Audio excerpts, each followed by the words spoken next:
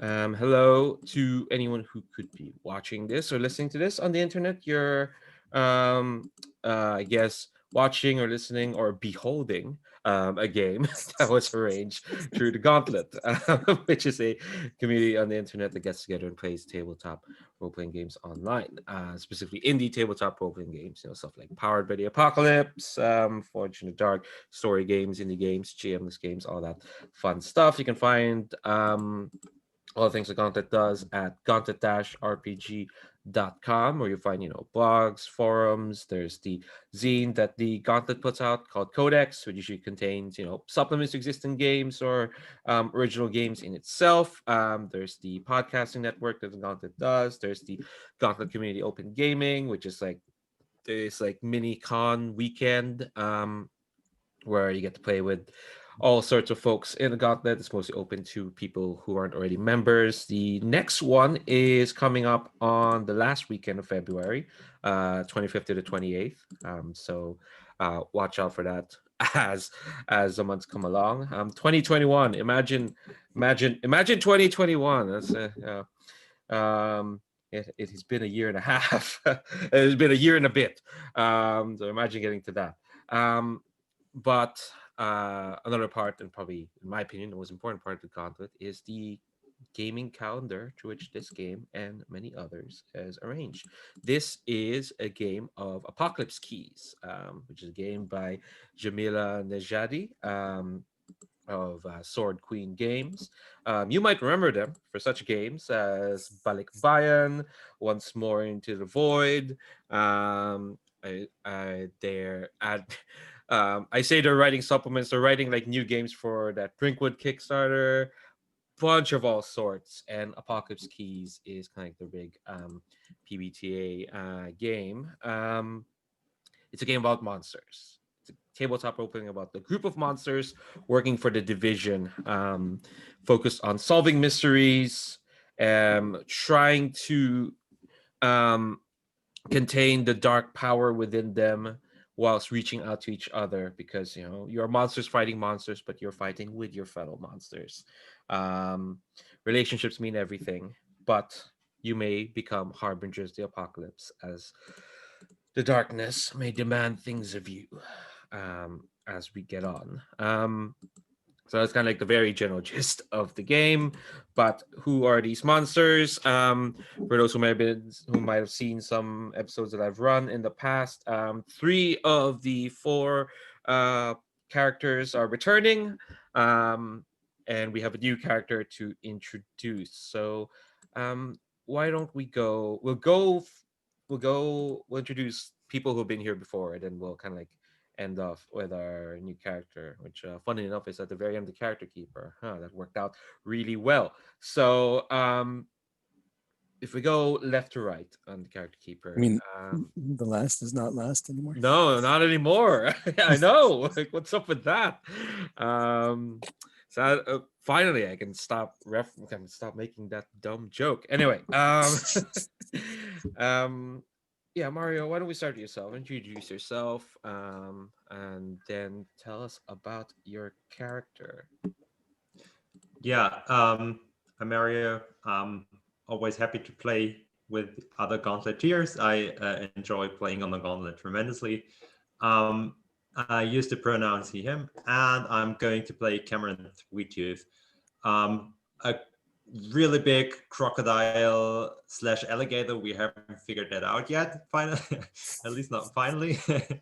um, and I'm from another dimension. I've been summoned here centuries ago, um, and I genuinely dislike human food, except well, make an exception for candies there, or anything with a lot of sugar in it. Apart from that, I figured that my friends from the division, that the fellow monsters, are my new family, and I start to feel a bit more confident. I'm not as angry and as I used to be in the past, so I calmed down a little bit. And yeah, the others really helped me to grow as a person or as a crocodile, really. Oh yeah, we were trying to puzzle it out. We're a crocodile man or an alligator man. There's supposed to be some differences there.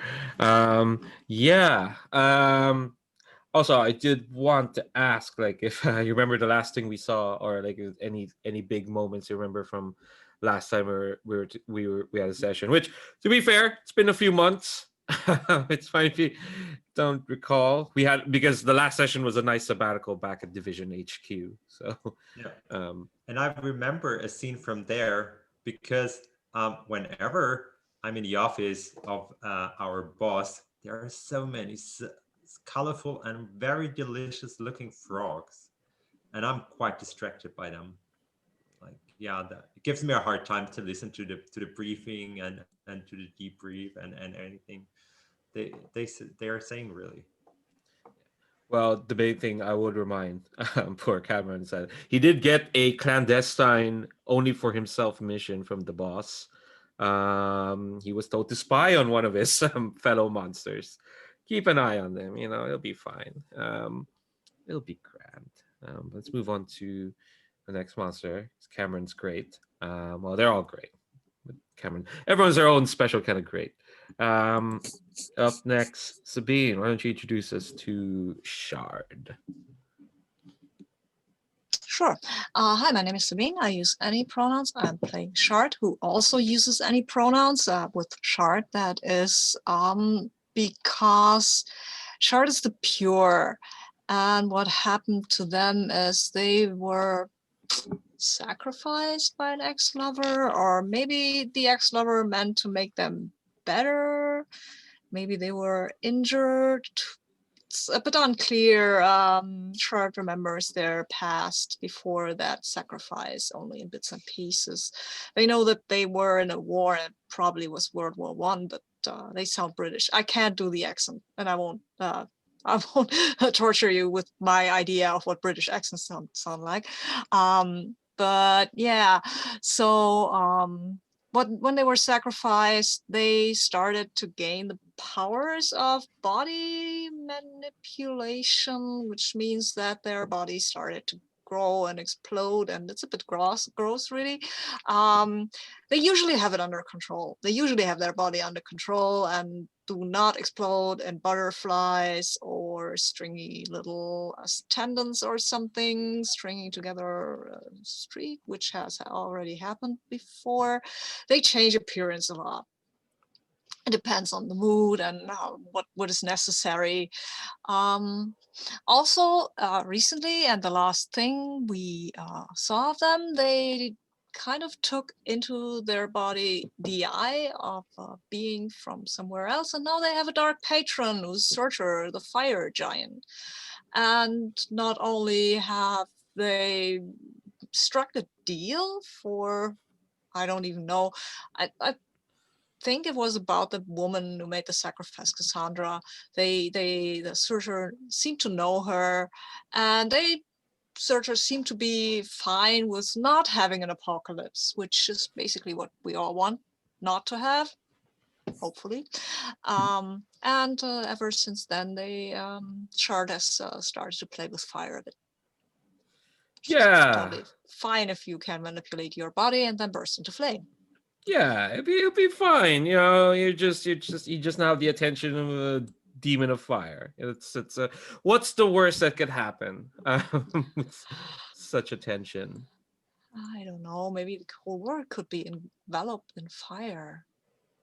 I don't know Well, if that would make it more perfect or less. yeah. Oh, it would make it less perfect, of course, and also perfections and everything. Of course, you can go against them, and you get 5 doom for your troubles, which is just great. Yeah, just get 5 doom straight up. Fine. Okay. Yeah. Yeah. Cool. Uh, Cool. Yeah, it's all good. We'll deal with that when we get there. Up next, no longer the last, sadly. Brandon, why don't you introduce yourself and your character? I am Brandon, the, him, or any pronouns really. I've been playing at the Gauntlet for about 6 months and really enjoying it. I am playing Hope, who appears to be a young woman in her 20s, accompanied by her adorable orange and white cat, who is named Humphrey. Hope is evidently from the future. And as most of you know, she is actually not human, even though she can pass. She is a time-traveling replicant from a future where the replicants rose up against humanity and were wiped out in a genocidal war. She has escaped and is trying to decide whose side she's on. It's not clear that she's on just one side, and in fact, it's not clear that there's just one of her. As we have learned before, there's a very real possibility that either that hope may exist at different times and places simultaneously, or else that there are different versions of her that are doing so. But when you have someone whose powers involve time and space, that's always a worry. She's very upbeat for someone who knows that a catastrophe is coming, either for her own people or for humanity. Well, someone has to be upbeat. When facing something like that. And so far, she has been quite upbeat, especially for her fellow Even when monsters. Cameron's bitter. Yeah. Even then, I'll be fine. I'll smooth it over. I'm sure. I'm sure no drama is gonna happen. But we're gonna add something new to this drama mix. Dunno, why don't you introduce yourself and tell us about our fallen? Hi, my name is Donna. My pronouns are he, him. So yeah, obviously I'm just joining this week to this running story, playing the Fallen. Their name is Una. Pronouns they, them. Although I think this whole pronoun business is a bit of an experiment for them. Essentially, they are an angel. Cast from heaven for being a little bit too perfect, I think. They're, as a mark of their so-called betrayal, they have a brand of a demon into their skin. Details to come. Their powers of darkness are weapons of light and sound and the many forms of mythic animals. And I think they stride this earth like I don't know, someone who had a part in making it. And everywhere they go, they see people who once worshipped them or who have prayed them in extremis. So that's not bad, obviously. Yeah, it's not bad. Tell me about this. What the darkness demands. Like The darkness demands that they storm heaven and also curse the one I love. storming heaven, bit of a tall order, but I'm sure you can do it. I'm totally I'm sure I have the keys here somewhere. Yeah, the apocalypse keys. Keys something. Yeah. Hey. Keys to something. Sorry. Sorry. No worries, it's fine. Something I've asked the other folks or the other characters: how did you end up becoming part of Division? I think the division discovered Una at the gates of hell. Maybe Una reckoned that if their god didn't accept them, then what lies beneath might. And I think maybe the division was responsible in some part for stopping them from opening the gates. Yeah. This will correlate well with one of your starting bonds. Before we get to that, I did want to ask, like, so you definitely work for the division. What's your relationship with them like?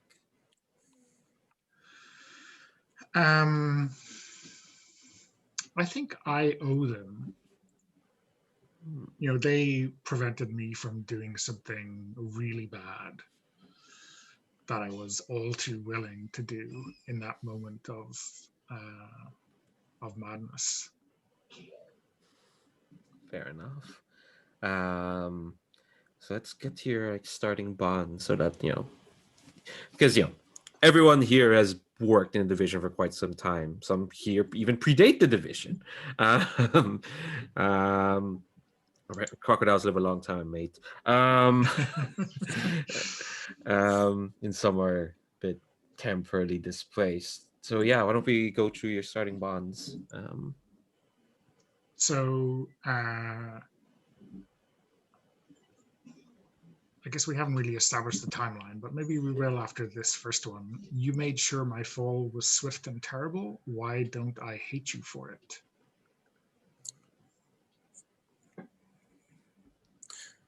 So I think Hope could take either of your bonds. But if she takes the first one, I think she's the one who found you, because Hope's been to at least one hell, and come back in the fiction that we've established before. And if she found you, she certainly would have tried to talk you out of your mad thing, and she could have brought you back, because she can do that. Hard to hate Hope, Because honestly. she's all, you know, optimistic and hopeful. Well, yes, and she can phase. So she could have pulled you. She could have physically pulled you out of that place that was driving you insane. Yeah, I think that works for me. Yeah, so you gain one bond with them. Just a reminder, bonds are basically you spend them to get like to move the dial by +1 or -1. Since as a reminder, this is like Apocalypse Keys uses like Liberté's different variation on Powered by Apocalypse, in that the sweet spot is 8 to 10. You go over 10, you go too far, and stuff happens. So Good stuff. yeah, 11 plus is like the mixed success. Just interesting. And also remind folks to look at your gaining darkness like prompts, because that's how you get your tokens, and that's tokens is like the main way you add like +1s, or you add modifiers to your rolls, because you have those stats. You just have the darkness beckoning towards you.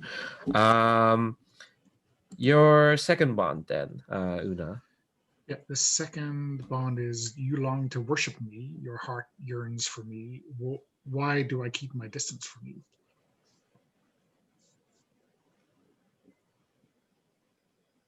I can't find my character on the character keeper. I'm obviously very bad at this.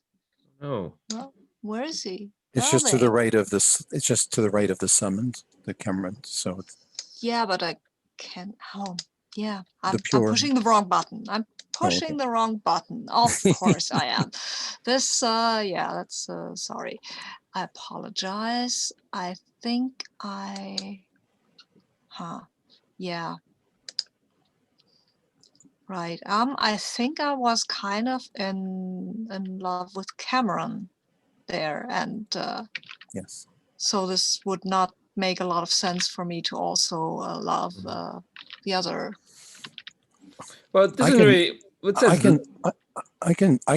I could switch to the other one if you have a You're way to not justify the first you're one. not Cameron.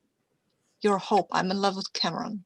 Oh So- no! I'm talking Okay. about the Oh yeah. bond Okay. that's the bonds that are being discussed here. I'm sorry. I don't. I mean, I don't know. Mario, what do you think? Can you jump on the you love and worship thing with Una?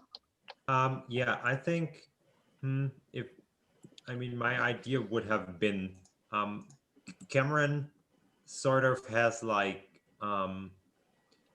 some issues about having a crocodile's body in a human world, and being strong and like even liking the taste of human flesh. So that is something that puts him off because he's quite sensitive. So I could see that such a perfect being, that Una is, that would be something that cameraman is just like fascinated by and frankly intimidated by. So yeah, I could see that I totally would worship Una for her being perfect, being a perfect being. And I mean that might appear a bit desperate. And I'm well, we all know that Cameron isn't really good with gestures or words. So that might be something that Una might find annoying or even like irritating or creepy. I could imagine all sorts that would go wrong. Sound good to you for you, Una? Yeah, that sounds okay to me. I guess also given what the darkness demands of me, maybe I really don't want to get involved. Yeah. Yeah. I mean, crocodile man from another dimension. That sounds like a lot of baggage. As opposed to perfect angel who got cursed out of heaven. Exactly. Yeah. Yeah. Okay. So you take 2 bonds with Cameron. Sorry, is it the other way around or?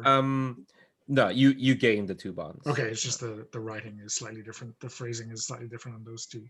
Okay. Good. Yeah, you gain the bonds in both cases. So. Yeah. Okay. Cool. Cool. All right. So I think that's does anyone have any more questions for Una? And Una, do you have questions about the other characters? Having character questions. So I'll save this. I think we're out of character for the moment. We're not yet. Right. Into So it. I'll save them. Hope always has questions. Okay. Hell yeah. Okay, if no questions, then yeah, we'll just kind of get started. I will talk a bit about the cats game content, concept, aim, tone, subject matter. So as I mentioned, the concept is monsters working for, and I have to read this out loud because Jeremy's partner worked hard on making the division an acronym. The Department of Interdimensional Vigilance and International Security Interdisciplinary Operations Network. We just call them Division. Yeah, Sounds like somebody really wanted their name to be Division. Apologies to Shield. That's the work of it. The committee had to work for a whole year to come up with that one. Yeah, exactly. Yeah. So the main kind of like loop of the game is when we're solving mysteries. Last time we solved the entire mystery in Dublin. This time we're going to be in a new mystery, and we're here to like figure out what's happening there. The aim is, of course, to like get stuck in terms of the themes of the game, which is about monsters fighting for the sake of humanity, only really having each other, not really being human, trying to hold back the apocalypse. Not only the apocalypse is being threatened to bring about by others, but also the apocalypse they harbor within themselves. So it'll be so it's kind of aim. The tone is kind of a lot of mystery, horror, focused in investigation. This game is inspired by Hellboy, both the comics and the movies. But you don't need to be familiar with that to enjoy this game. So it can be quite dark since we're dealing with apocalyptic themes, horror, supernatural, whatnot. But we're meant to have a sense of hope, at least at its heart. we're meant to like reach out for the light, for sure. Um, and so the subject matter is kind of like can get dark and challenging. Some emotional themes and personal doom coming front and center. We do have safety tools, which for those who are watching and listening, we are using. We have lines and veils. For those who don't know, lines are things that won't be crossed, won't show up in the fiction. Veils are things that can happen in fiction, but we're not gonna like concentrate it like it happens off screen, or maybe gets a sentence or two. There's stuff that's also marked ask first, which means like if they're introduced to the table, we have to like put it out to the table first and make sure that we're all on the same page. We're also using script change, which is like a series of like commands, like kind of like remote commands, that lets us like control the fiction just a bit, just like with a bit more finesse. And there are like three commands that I kind of wanted to shout out. First, there's rewind. When you call for rewind, you kind of like, as it says, you rewind, you back up to a specific point in a scene and do it over again, and try to avoid whatever issue led to the rewind. And it could be any issue, could be a name, could be like the general tone of the scene, or even the scene itself. And you don't have to explain what your issue is, what your issue with the issue is. I might ask some questions what we're trying to avoid, but if a rewind is called, we respect that. We'll rewind and try something else. Fast forward is when you want to like fade to black and advance time as needed to avoid content or elements of play. Like it's kind of part of the veils thing. Basically, like maybe like we know what's going to happen, we don't need to like linger on it, we can just fast forward and we'll just move on. And the last command I want to shout out is pause. You can call for a pause for a variety of reasons. Maybe the scene is getting a bit too intense, we like need to take a breather, or maybe you want some clarity or discussion about the game or content, like, oh, what does this rule do, or why are we on a magic zeppelin made out of rusted iron and water up in the air? How did we end up here? You might want to pause and ask, wait, hold on. Or pause is also used to call for a break. It's kind of part of the open door policy here in the Gauntlet, where if you need to step away from the table for whatever reason, whether there's an emergency you need to take care of, or you're more tired than you thought, or you just need to step away from the table, take a bio break, you call for a pause, and we'll see where we are from there. Okay. So I think how we're gonna start off is, I think the four of you are being bundled out of Division HQ into a fairly large, because last time it was on a mission, Cameron especially complained about this, being bundled into a crappy rent-a-van out of Dublin Airport. This time you're being bundled in a fairly large limo, a limo big enough to suit you, Cameron. Clearly your superior has heard what's happening, and you're being bundled out, like, again, early morning. It's kind of foggy and dreary. Because Donna, you weren't here. Division HQ is in Dover, just over there. So I kind of like want to like get like a quick snapshot of like each character, kind of like what they were doing, if they were being woken up early in the morning, or where were they found as like Division HQ's kind of like, all right, we need to bundle you. There's an emergency. Kind of like just like a quick image of where your characters are in. I should clarify, Division HQ is a castle in Dover. It might be Dover Castle, but it's mostly underground. Underground of Dover Castle. So if folks wouldn't mind, just like a quick image before they start kind of like explaining what the hell this next mystery you're being bundled towards. If anyone has an idea, feel free to jump in. I mean, if somebody, sorry, go Go ahead. ahead. Okay. if somebody wants to get hold of Cameron, they have to get it up because it's quite rainy, and it's like still dark, and that is whenever Cameron needs to think, and he's not really allowed to swim the rivers of Dover in his crocodile form. So he likes to have a nice walk in the rain that feels sort of close to swimming in a swamp. And then he does his thinking. And right now he's really sad because for some reason Anther hasn't shown up in quite some weeks. And he's really worried, and he can't reach him, and yeah, he doesn't really know what to make out of it.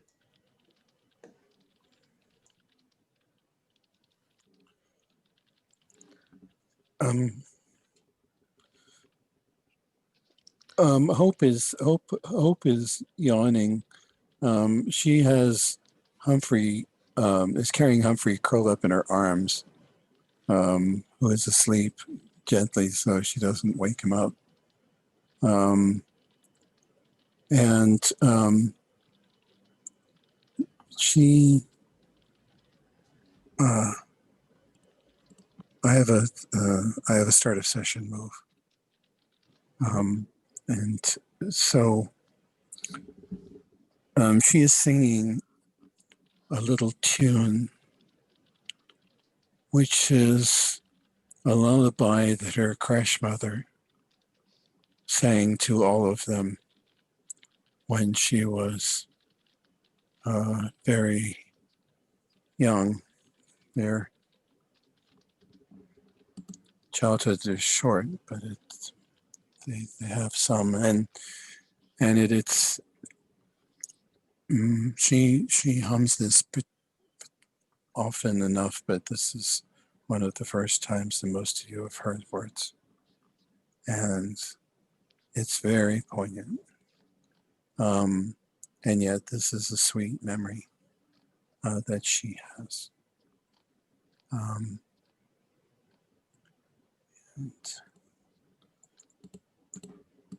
I forget where our dice roller is. In the safety tab, but I'll put a link to the dice roller.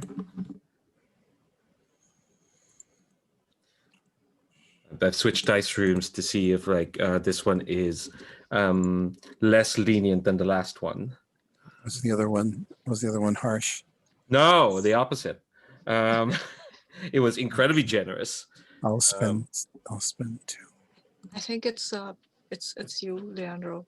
The dice room sees you and thinks, "Oh, these players, they need nice dice rolls." I can't explain it otherwise, because remember how we rolled with the Power Beyond Doubt thing? That was Oh, we rolled real well at that. So she gets a I 9. did. Of course, yeah, there we go. On an 8 to 10, choose 2.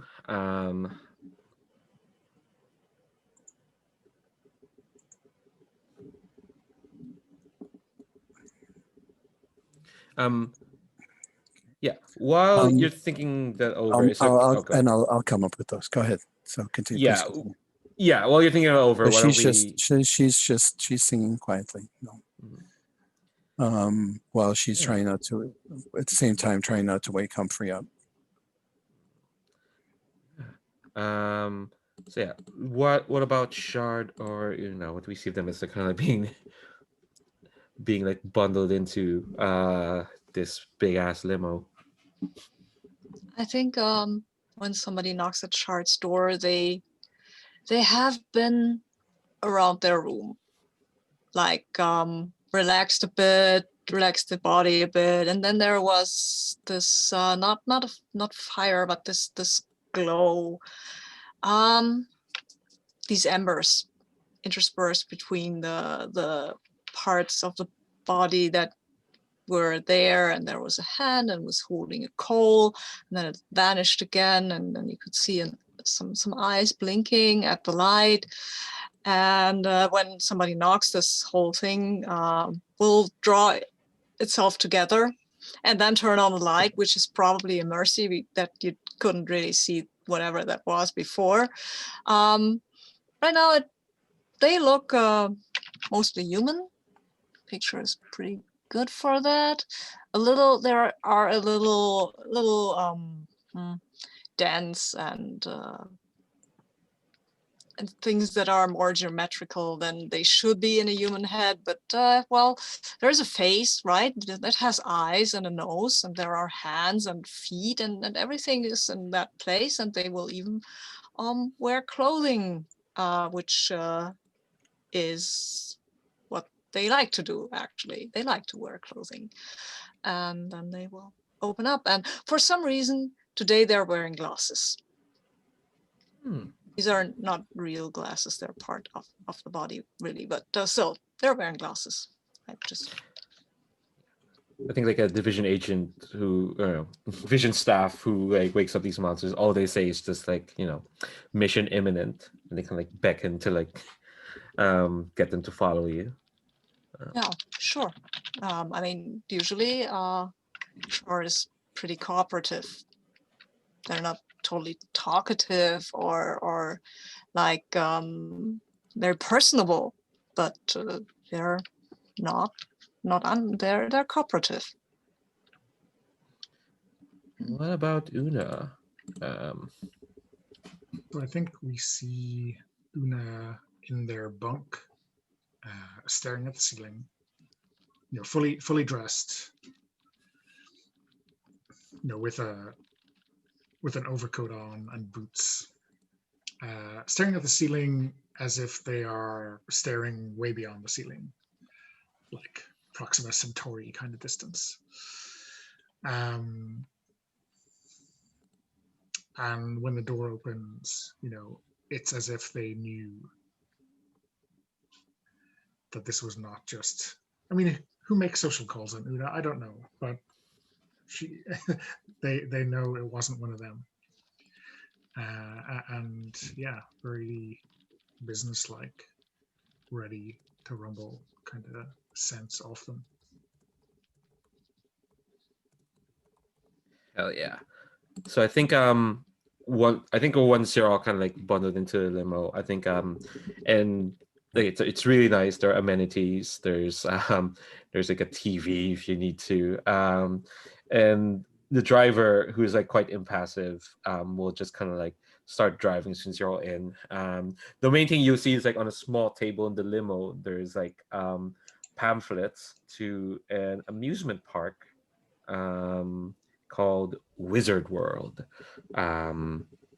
Ooh. And you can kind of probably tell that those pamphlets weren't left there for no reason. Hope, let's circle back to you. Have you made your choices from this? Yeah. Una, were you always just in heaven?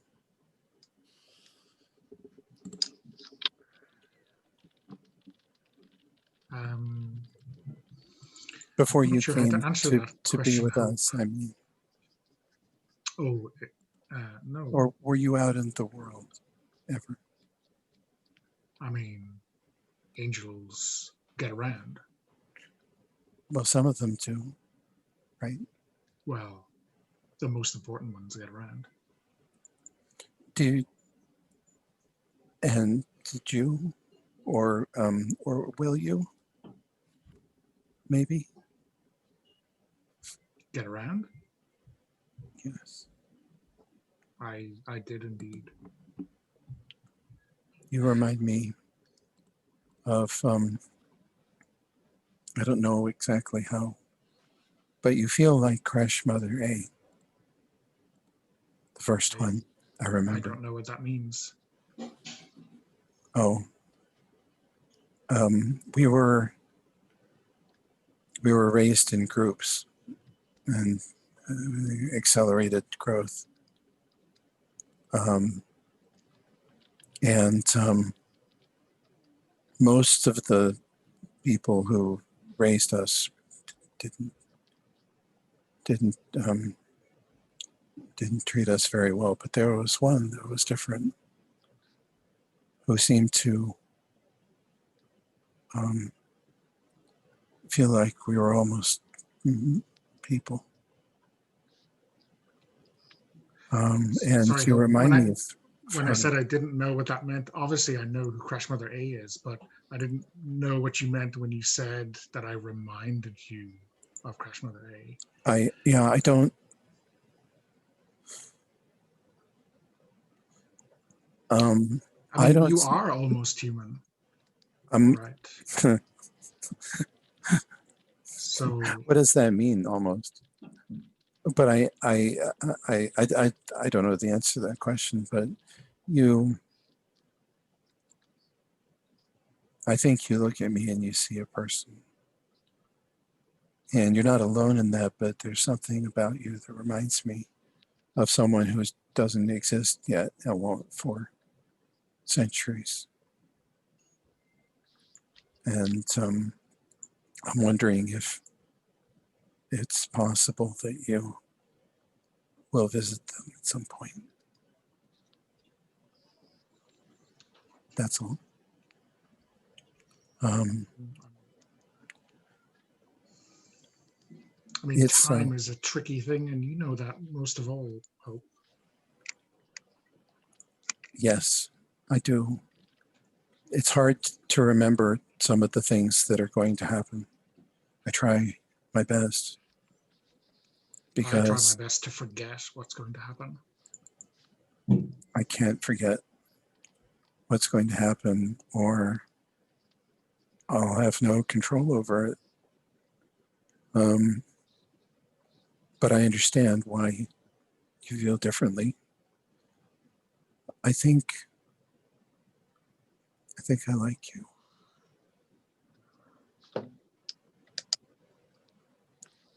That's all. Well, that is super sweet, as the kids say. God. So I'm taking a bond with Una That's one of the choices. because she reminds me of someone from my past.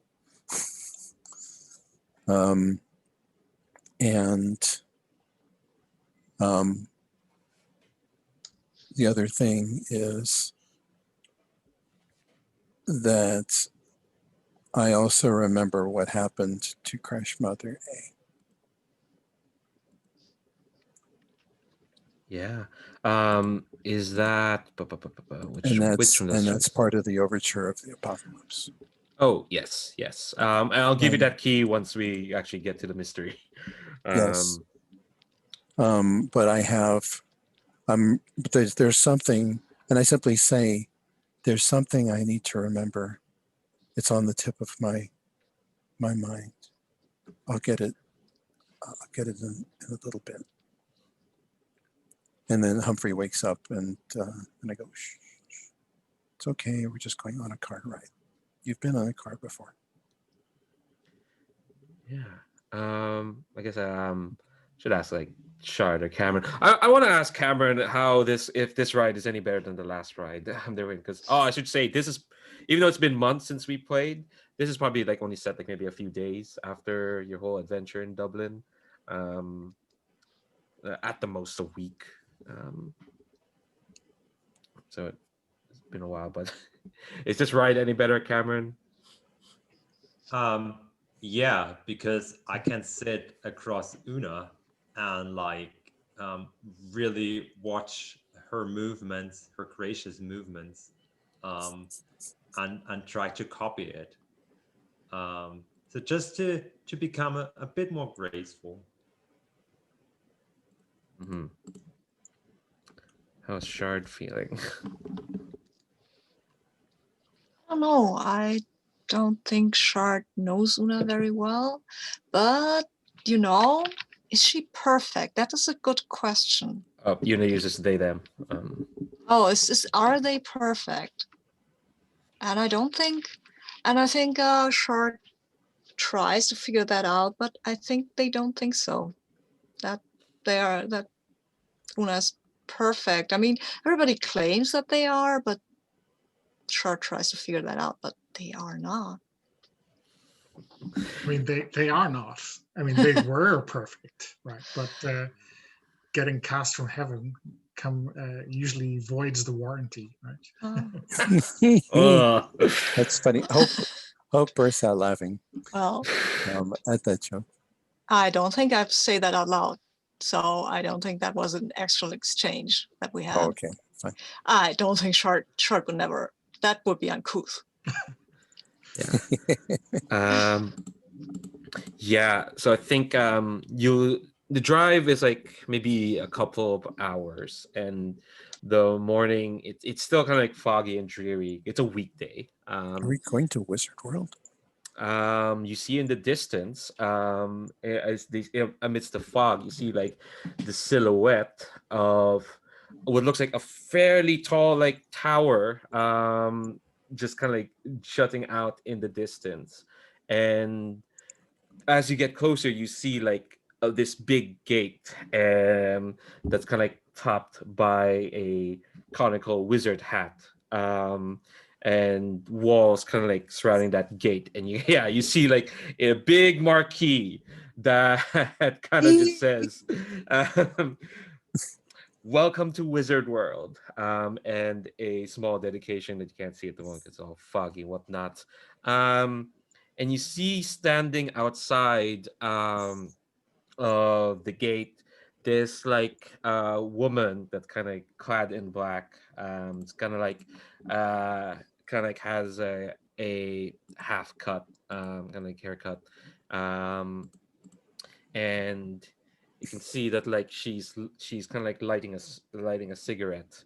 Um, but as like the driver kind of pulls up next to them and just kind of says right here. You can see that like she's actually lighting a cigarette with like this little bud of like purple flame that's coming out of her fingertips, and she kind of like sees like the four of you as you kind of like disembark. Um, I should ask because I got some establishing questions here. Um, who here has been in a scrape with Operative Murphy before? Who is this lady? Um, I have. what was the scrape? Is this a scrape that I had with her, like me against her, or were we in the scrape together against something else? That's up to yourself if you want, Oh, because okay. right now she's a fellow member of the division. Yeah, okay. But did you want to be in a scrape with her or against Oh her? yeah, both. I think let's go with both. Both is always good. So I think she's some kind of fire wizard. Obviously, she can ask for purple flame, and I think that was something that that drew an investigation her way. And I think at first Shard thought that it was her, whoever's some kind of arsonist, supernatural arsonist. And I think Shard maybe thought it was her, and she thought that something was really weird about Shard, which is true. And they nearly had it out with each other, but then another building went up in flames, and then they figured out that it maybe had to be a third party. And then they had a bit of a tiff with an unruly Ifrit, and banished them back to hell, which is where Ifrit belong, obviously. Yeah. I think like Operative Murphy kind of like Operative Murphy kind of like kind of just gives y'all like an appraisal look. And I think actually since we've been here for an hour, if folks don't mind, maybe we'll take a quick break. Since we've been here for an hour, so we'll leave you on the gates of Wizard World, and see what scrapes we get up to it. Let's come back at say 10 to 50 past. Oh, go ahead, Sabine. I have one question. What's her first name? Oh, is it Ophelia? it can absolutely be Ophelia. Thank Sure, you. why not? Would like that. Yes. All right. We'll come back at 10 to at 50 past then. And yeah, we'll see what awaits you in Wizard World. I'll pause this recording. Yeah. So as soon as like you disembark, the limo just kind of like just leaves. And and the four of you are standing outside, and it's a dreary weekday, so there aren't many crowd. There's not like a big crowd going into Wizard's World. Um, and I think like Operative Murphy just kind of like gives you like a look of appraisal, as if like she's like judging um who she's been sent, and we'll just kind of like blow smoke up in the air and just say like, well, I'm glad to see Division always just sends their best. It gives all four of you a smile that kind of doesn't say whether she thinks you're the best or not. What Division doesn't do is brief us this early in the morning. So maybe you can do that. Oh, gladly. That's part of the job. I think like she's saying that as she like dusts some cigarette ash into the ground. Yeah, follow me. And she kind of like beckons you, and you don't walk into um the main entrance, sadly, of Wizard World. Said, yeah, she kind of like leads you towards like a side entrance. It's a side entrance into like the main gate. Sadly, you don't get to see the um the uh the full experience. So I do want to ask, who has been to Wizard World before? Cameron has, and he liked it very much. Okay, what was his favorite ride? Um, that was the Dark Ghost, and that is like it's just wild, and it's the only one big enough for Cameron to fit in. Nice. Aw. Gosh, yeah, they didn't build this amusement park with crocodile people in mind. It's a shame. Yeah, so I think like she'll take you to like a side entrance, and you can see that like this side entrance actually leads to like stairs leading underground, which is even, which is kind of like not what you want to see when you go to amusement park, the underground corridors. Um, yeah, and I think that as she's kind of like walking, she's like talking, and she makes sure to like at least smash her cigarette on like on a bin on the way down, and she just says, we have a situation here in Wizard World. People have gone missing, and it's been, well, it's we've lost at least 5 people by my reckoning. Now the strange thing is that as far as their relatives or their friends or family, it's like they never existed at all, is what it seems. Frankly, if it wasn't for the fact that I was stationed here, I don't think many people would have noticed.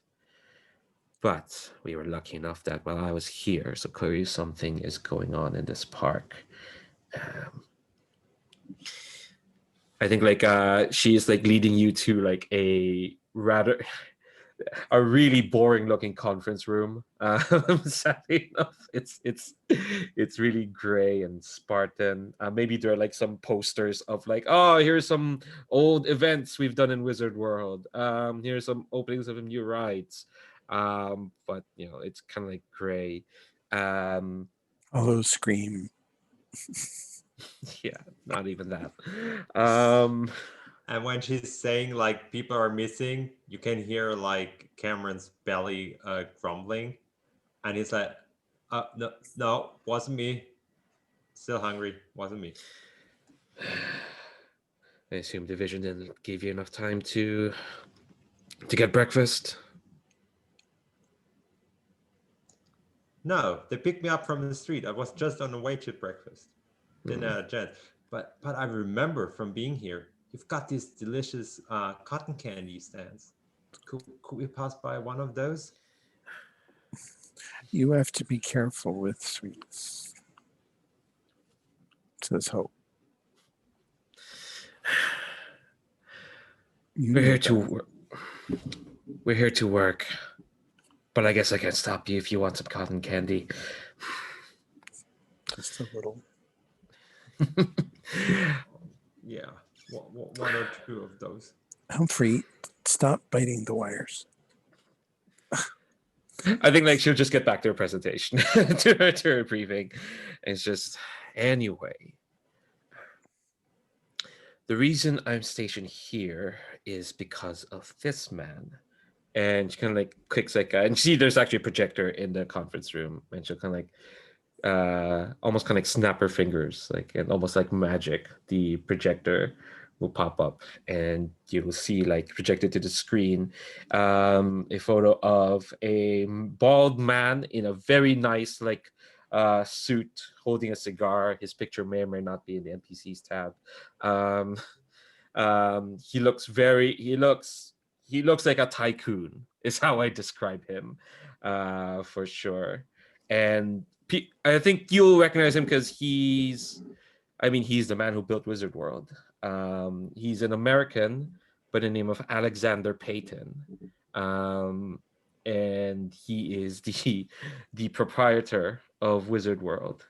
But he's more than just that. In fact, I want to ask who hasn't. I want to ask Una this.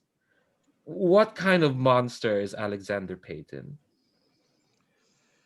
I mean, I think Alexander Payton may have loved me once. Wow. That makes him a monster. But, actually, that's just a move I have. Yeah, actually, even though you're not interacting with him yet, why don't we roll that move, first encounter, if you want. So this is really just an additional result Yes. on the first encounter, right? So I guess Yes. I'm going to take 3 tokens from that move. Yes. So tell me, how did Alexander Payton love or worship you before your fall? I think he prayed for my intercession to gain his entry into hell, to gain his powers. Oh wow. Oh gosh. All right. So why don't you make that roll? First encounter is in the situational moves tab. Okay. And and I think go ahead. I will spend 2 tokens. Mhm. All right. Okay, and that puts me at 11, which Oh, is all good, right? It's On an- super. On an 11 plus, you are deeply afraid of them. The keeper of the doors will tell you how they will bring you closer to your doom. Man, I think when he prayed to you, it wasn't a succinct prayer. In fact, it was kind of like a sales pitch almost. um, and what struck you about their sales pitch is that it's not just that they want to get into hell, it's that they had plans for hell. It's that they had an uncanny knowledge of what they'd find in hell and what they were going to use in hell.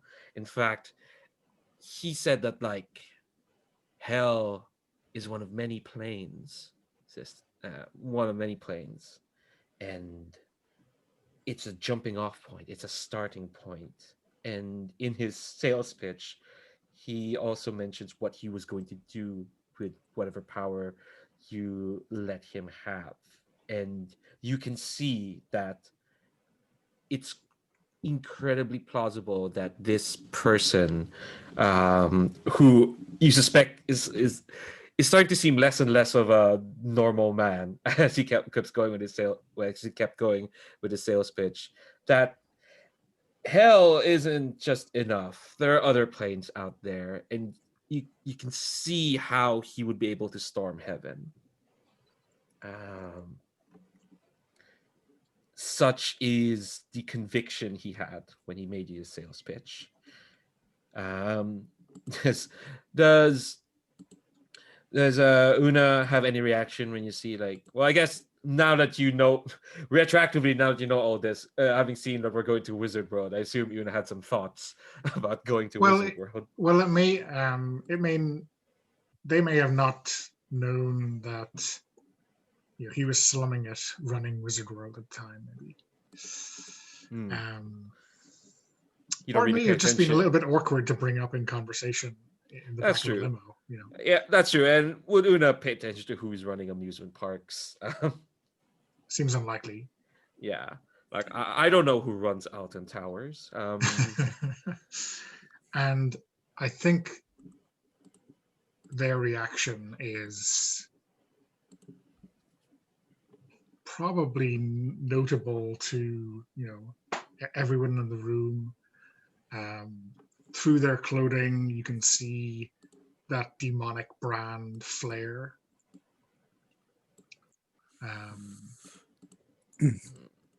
And one of their looks is a multitude of wings made of light and sound, and I think usually that is possible to ignore, or possible for your mind to make excuses for it, but now it's very obvious. You can see like an arc of a rainbow erupt out of their shoulder. It's so beautiful. Murphy is like, just click the projector and just kind of gives you like a warning look, and it's just, is there anything you want to add before I continue, Operative? Well, Ophelia,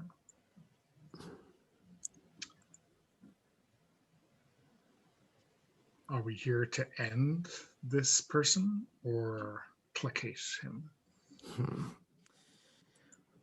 We are here to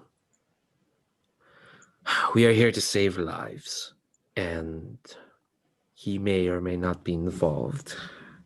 As I was going to say, Alexander Payton came here to Britain to build an amusement park, so he says. And, well, let's just say the creation of this park is rooted in a lot of mystery, but by the time I got to him, well, let's just say an entire adventure happened, and I managed to stop him before he could unleash whatever plans he had. But at the end of that mystery, we found that it was quite impossible to uproot him from this place. For the moment, he's a permanent resident of Wizard World, and so long as I've been here, I've made sure that he is a docile resident of Wizard World. But that may not be the case anymore. People have gone missing, and I'm at a loss as to where they are. And the only person who knows this place truly well is Mr. Payton. Has he said anything about the people who vanished? I've kept him under house arrest, but he has protested. He has claimed no knowledge that this is something else. Of course, he is wont to say that. That's what he does. As of the moment, and she kind of like plucks through like the projector, and you see that like you see a picture of the tower, the tower.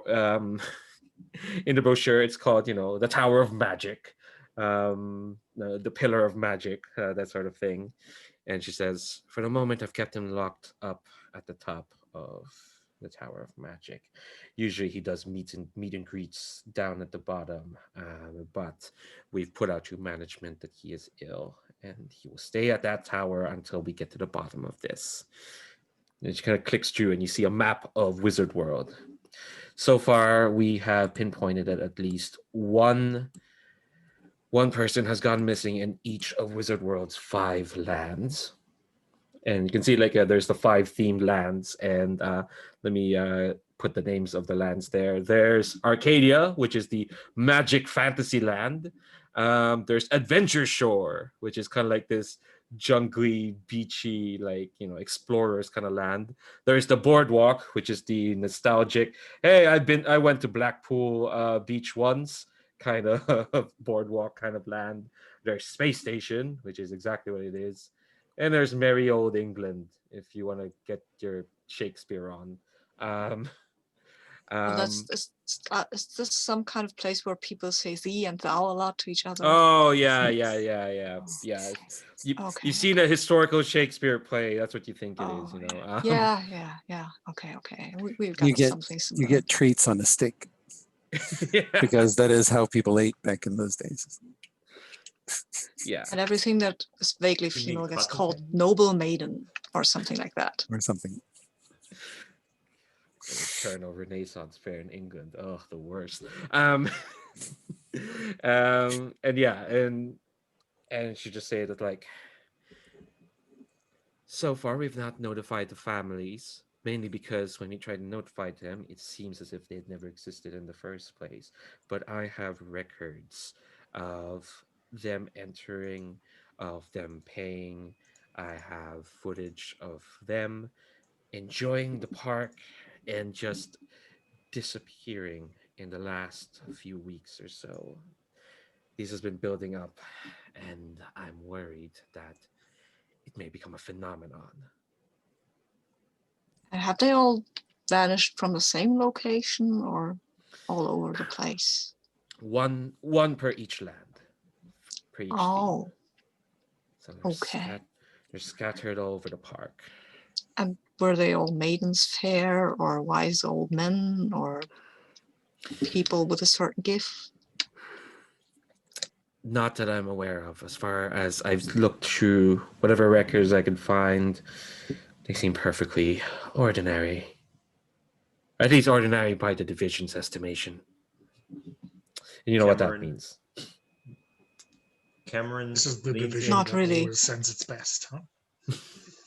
Well, we should go and investigate where they were.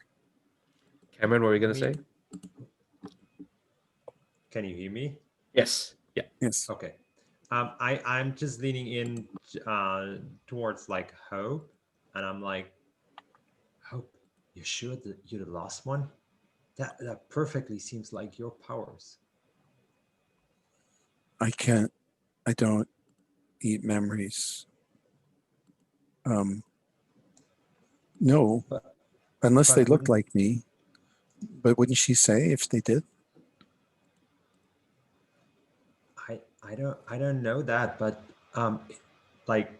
if you would create a portal of some kind, or if you would transfer somebody to another period of time or to another dimension, wouldn't they, per the time paradox, disappear from everyone's memories? Sometimes. That's why I have this. And she taps the memory stone. Oh, that's smart. Well, no, this is the only way I could go back in time without forgetting everything that had happened afterwards. It's the only way that I remember anything about my family or about the future or about what's going to happen. Is that, and Humphrey helps a little bit, but he can't talk, so that's kind of limiting. But yeah, they might. If somebody's been if somebody's been playing with time, you can vanish people altogether. You can make them not ever have existed.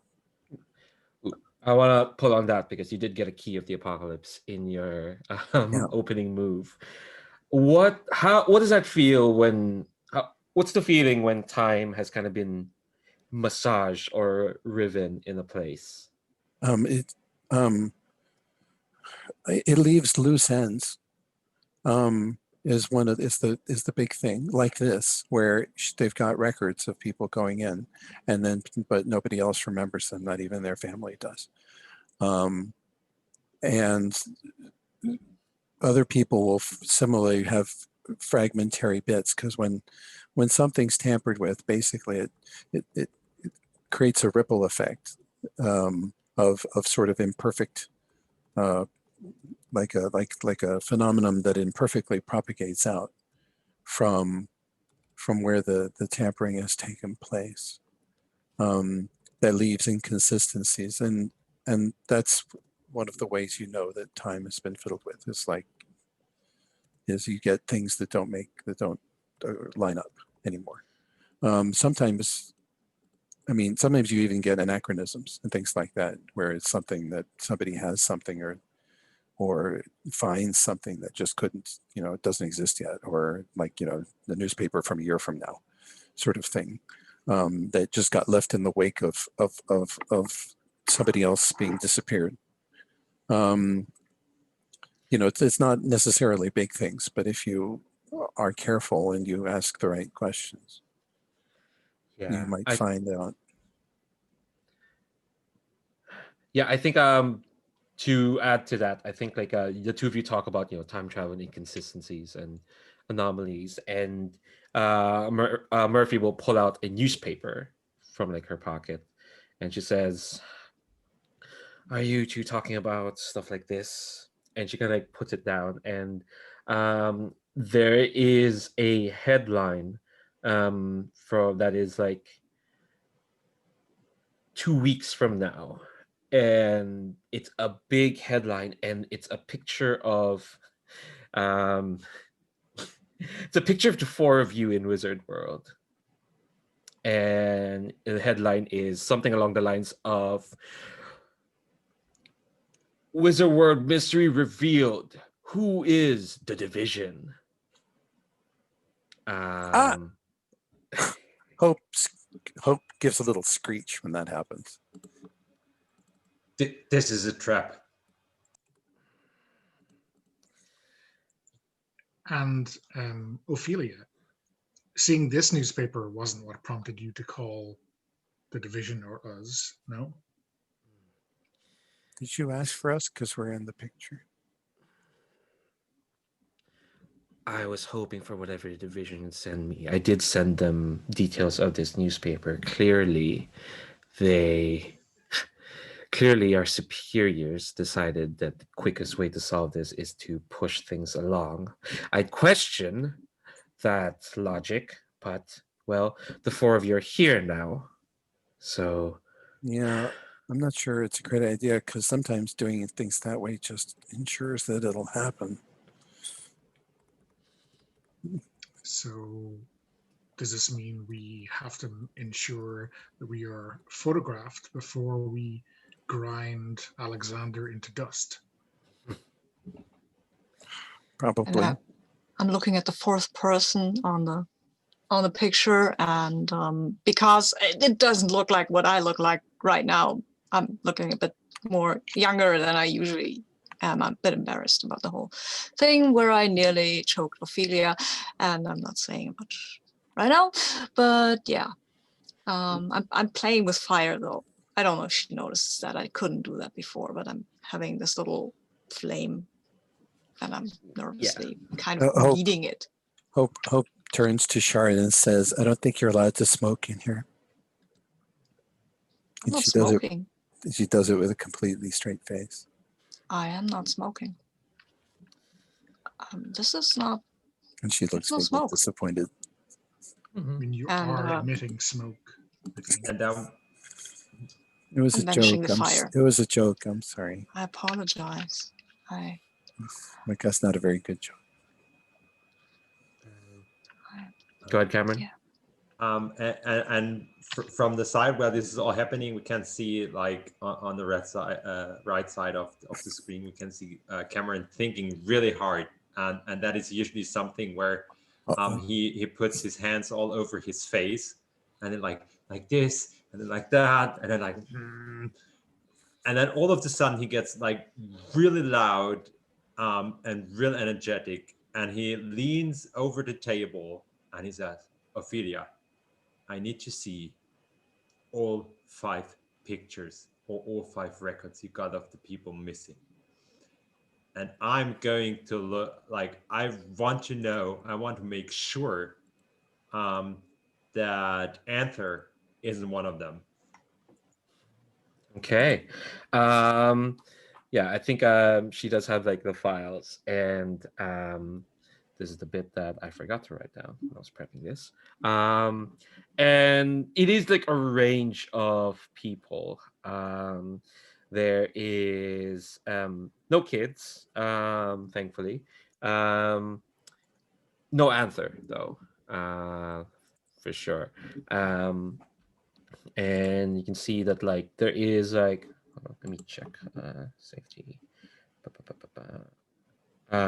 There is like there, one of them is a retiree, one of them is like just out of college, one of them, I should be writing these down.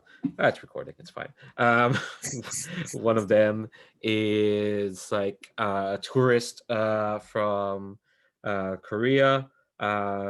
One of them is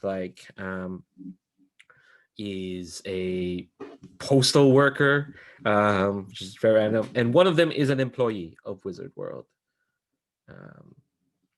But yeah, Anther's not there, and Murphy's just kind of like, there's no connection between any of them, as far as I know, and I can really only do so much after I have to babysit Mr. Payton. So I have to rely on whoever whoever's sent to go further into the field. I think you can tell that like she's quite frustrated where she is. She's I'd say Shard, she's quite a bit different from when you last met her. Yeah, I'm looking at her and I say, look, I remember meeting you a while ago. You weren't babysitting anybody then. Why do you have to do this? Why couldn't this be a rotation?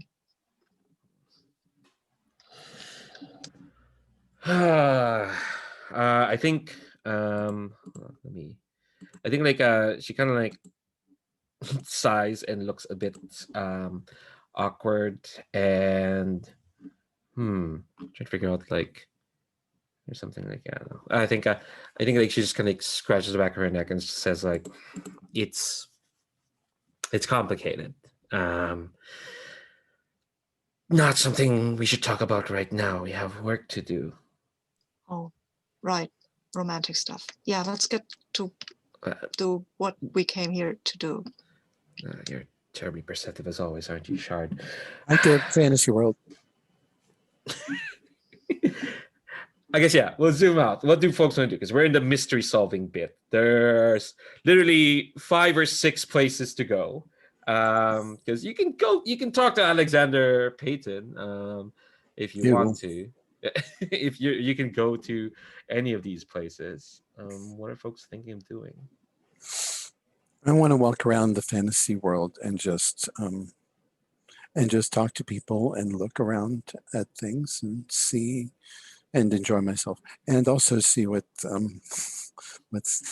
going, if there's anything, if I can spot anything out of place. I have a question. Mhm. Sorry to interrupt you, but I have a condition marked. Does that still apply? Yeah. Where did you get that condition? You got that from playing with fire of some sort. You know what? Since it's been a few days, you can clear that. It's been a few days for your monsters. I'm sure you gotten used to having fire in your belly. Also, little detail. Ophelia will absolutely give you like passes, but the best kind of passes. Sweet. The kind that gives you credit in the place, so you don't have to spend money to get cotton candy or whatnot. It's like the very best kind of pass you can get. Like you can cut through. You can get to the fast pass area.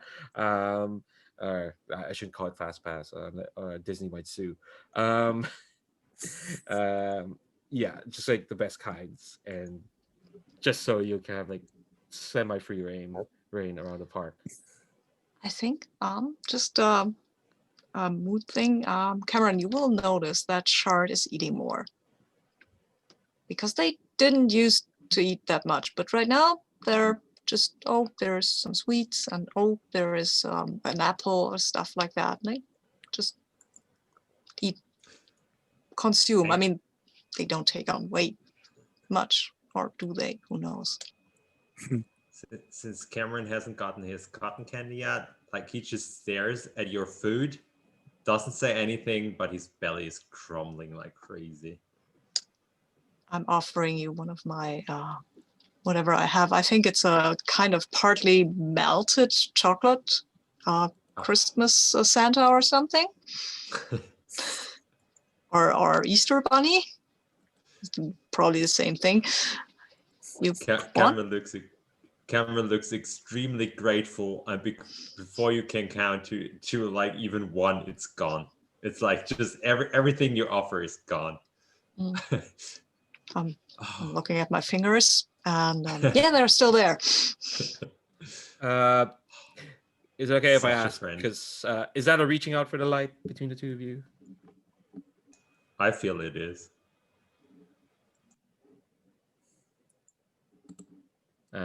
Basic moves. That's one of the basic moves.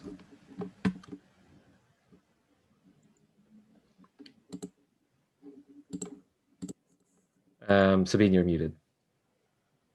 Good, because my basic moves are still loading. Now they're there. When you reach for the light, say how you try to sincerely connect to someone, and I think that is me trying to connect with Cameron. And I will spend 2 darkness tokens, and I will roll my 2 dice over here. And I have an 11. Damn. Ooh. So on an 11 plus, you both go too far. You each choose one from above and one from below. Okay. Which is nice. I mean, yeah, you still get the benefits, but you reveal something a bit. Or I don't know. Up to yourselves. I think I might reveal the fact that within my body, when you grab for the chocolate, you notice this, that Shard has always felt kind of warm, like a body feels warm. But this is not the way they felt before. This is a lot hotter. And there are still always these little ember glow within the flesh that you can see, and that is where it's really getting hot. And that's where the Easter bunny or whatever melted a little. I mean, it's kind of tasty if you're into hot chocolate stuff, but it's still weird. It wasn't there before. That's what I revealed, but I didn't actually mean to. And I think I will have to already have a bond with you. I don't know. You can keep getting more than one bond. Like it's numerical. You can get another one. I can get another one. Why am I at Anther now? This character creeper confuses me. Yeah, okay. Oh, I've already got 2 bonds with Cameron. That's a lot. You can always get more. I know, but I can get something else. I could clear 1 mark of doom. That would be interesting. If I have one I can clear. I think you do, yeah. I think I clear 1 mark of doom because, you know, I mean, I'm kind of into Cameron. What about yourself, Yeah, Cameron? And I think I make everything way worse than it was before, because I'm looking at you and I see like the embers, and I'm saying, Shard, are you all right? You look way hotter than usually. But I, yeah, I'm not really paying attention to whatever your answer is because I'm so um like so concerned with eating um that whatever you say, it's not really working, and we have just one more moment of awkwardness because we got each other like wrong.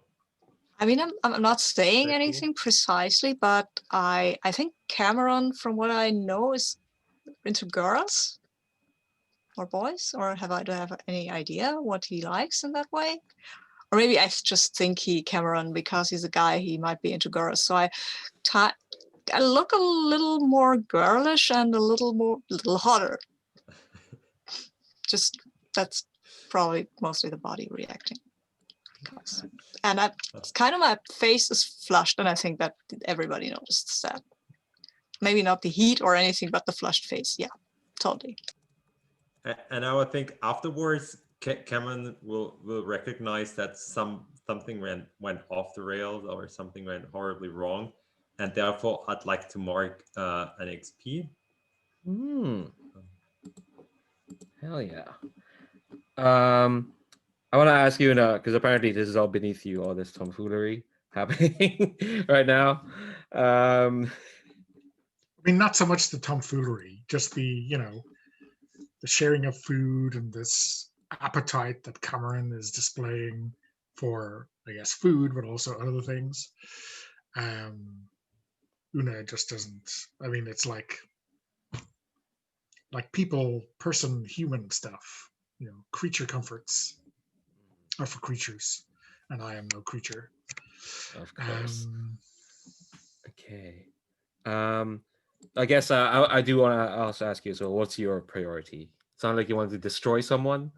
I mean, yeah, I think I would like to go to the root of the problem, which is obviously Alexander, and but maybe I can be convinced that that isn't the best opening gambit. Maybe if Hope sees the look in their eyes.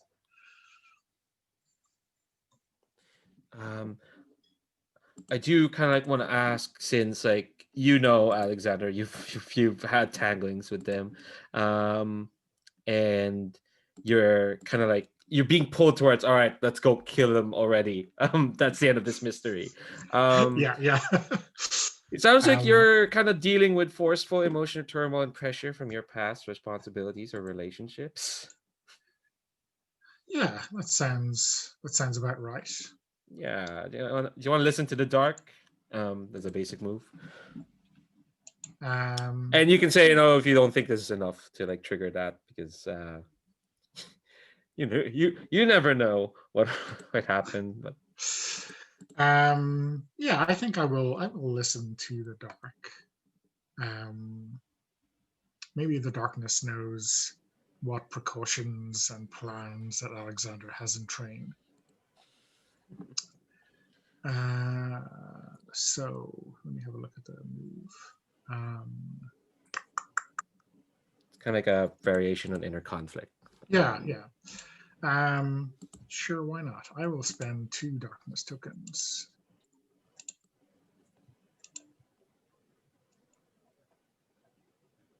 And I rolled a 6, so that is an 8. Wow, there we go. It's happening again. I'm kidding. Cool. So on an 8 to 10, you managed to keep yourself together. So what insight do you gain about your darkness? And you can tie it into what's happening here in the park as well. This doesn't count as a key, but it's like, it's nice info. So I think the darkness is whispering to me that if I can protect Alexander and let his plans come to fruition,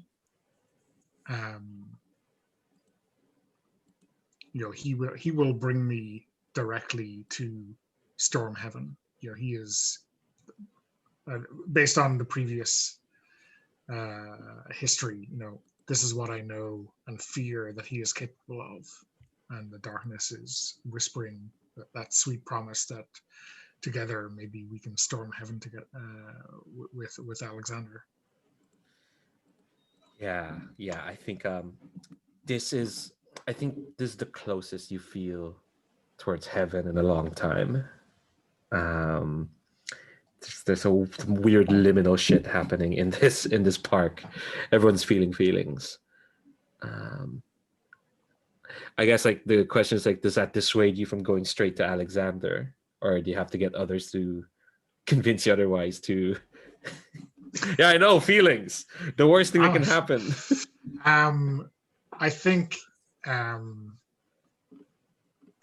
can resist anything except temptation. I think that is what Una is afraid of, right? So That come if with they confront Alexander, the temptation will be too great.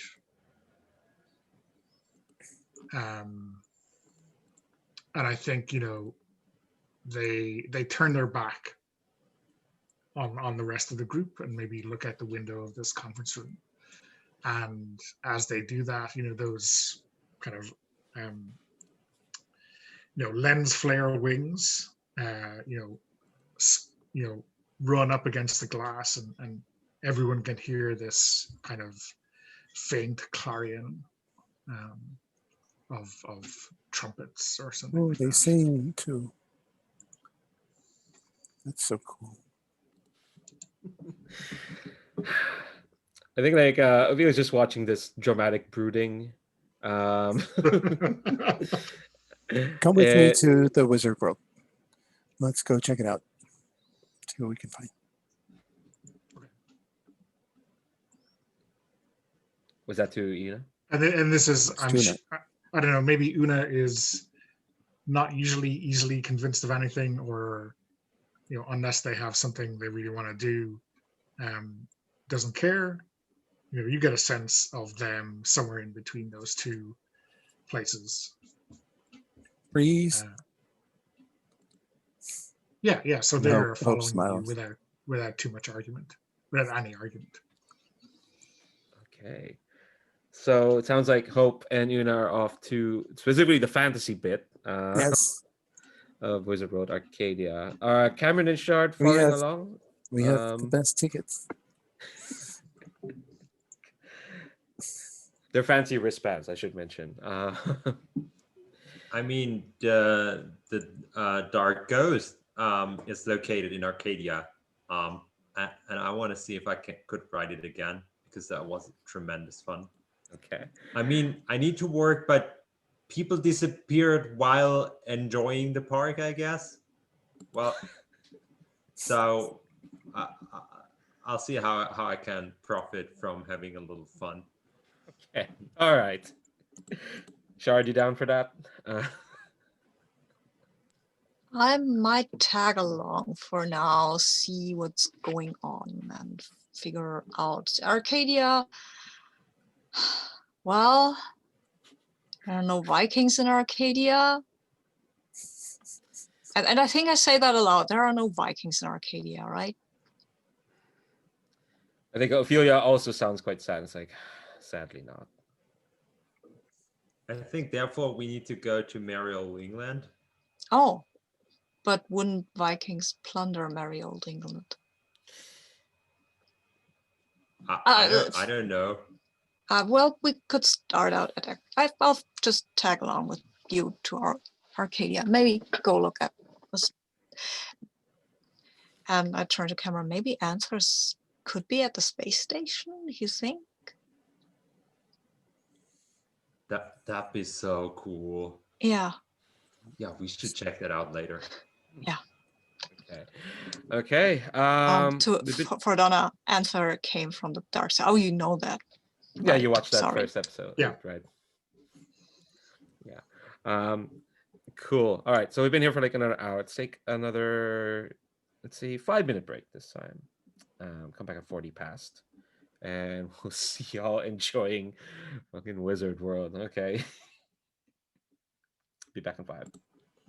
Okay. Before we kind of get started, I want to remind folks of like kind of how the the main thrust of solving mysteries kind of work. You're here to gather keys of the apocalypse, which are basically like big clues that you help put together the answer to the mystery. And as of now, there's no solution. Like, I have ideas, but I'm always eager to throw out those ideas in favor of yourselves, because there's no real solution other than what we come up with at the end of the mystery. How to get to that solution is like depends on how many keys you get and the complexity of the mystery. Right now, Adventures in Wizard World, it has a complexity of 7, which is what you're kind of like rolling against. When when you're ready to like solve the mystery, we roll a move called Unlocking Doom's Door, and the modifier to that move is basically the complexity minus the number of keys that you've picked up. Yes. Oh, the number of keys minus the mystery's complexity, other way around. And then we'll collectively determine what is the answer to the mystery and hopefully solve it, or beat up the bad guy. Who knows? So that's what you're kind of doing. The main way to get keys is to use the basic move Grasping Keys. That's kind of like the equivalent to, assess or that sort of thing. I mean, yeah, you can also do both. Sure, why not? Shard. That's kind of like the main way, and obviously some of your moves will let you pick up keys, kind of like what Hope did. Okay, so I think like Ophelia will kind of like lead you to one of the God, I can't call them cast members, workers of the park. I feel like if I call them cast members, Disney will sue me again. Um, I'll kind of lead you to one of like the secret exits out of the administrative area, and you are now in Arcadia. Let's kind of like paint the scene a bit, and ask each of you to give me a detail about Arcadia, which like I said, it's kind of like the fantasy storybook, fantasy land of this place. Um, I guess I want to ask Cameron, what immediately catches your eye about the visual look of this place? What's always kind of jumps out to you? That is something that reminds me of the shamans from the plane I came from, and that is they used one of those fog machines, and then there is like just this like kind of like puppet moving, doing some motions like it will cast a spell, and then there's like these fog machines blowing fog, and a laser is projecting something that looks like sigils into the fog, so it looks like they are doing some witchcraft wizarding stuff. And that looks that is just how witchcraft works back home. Maybe there's even like a park worker. My mind keeps calling them cast members. The mouse will come after me. For those who don't know, people who work in Disneyland are called cast members because Disney's like that. Yeah, maybe there's even like a kind of like someone costume as a witch who's kind of like making like hand gestures that are on this like laser fog machine, creating like these sigils and whatnot. And there's some kids who you can tell are like out of towners or like people who are like visiting because it's a weekday. So it's not the biggest crowds. But there's little kids going ooh and ah as this witch is making quote unquote magic. Cameron goes ooh and ah as well. It's quite exciting to see this after all this time. Well, I guess we'll keep going left to right on Guard Keeper in terms of adding details. What draws Shard's attention in this place? Is it like a ride or a feeling or something you spotted? You're muted. Bad. So since this is a fantasy thing, I think all the cast members or whatever they are called are kind of set up to look like either elves, like Tolkien elves, not the wizard, not Santa Claus elves, but Tolkien elves or dwarves. And they are actually pretty well cast, at least. The dwarves have fierce beards and are kind of short and stumpy, and the elves are, well, they are very pretty and slender, and there is a lot of, I think the thing that you have here is a lot of sound. Like the elves are constantly singing, right? When they're not selling tickets to rides or stuff like that, they're wandering around and sing fantasy songs. And the dwarfs as well. There is a lot of misty mountain songs going on in these deep voices, which is actually kind of nice. I need a new picture here. And here, pictures just keep changing. Cool. Love that detail. We'll turn next to Hope. What's like a detail of the Arcadia? It's nearly called Fantasyland. Jeez, this is gonna come after me for this mystery.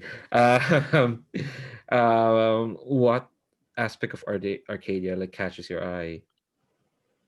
The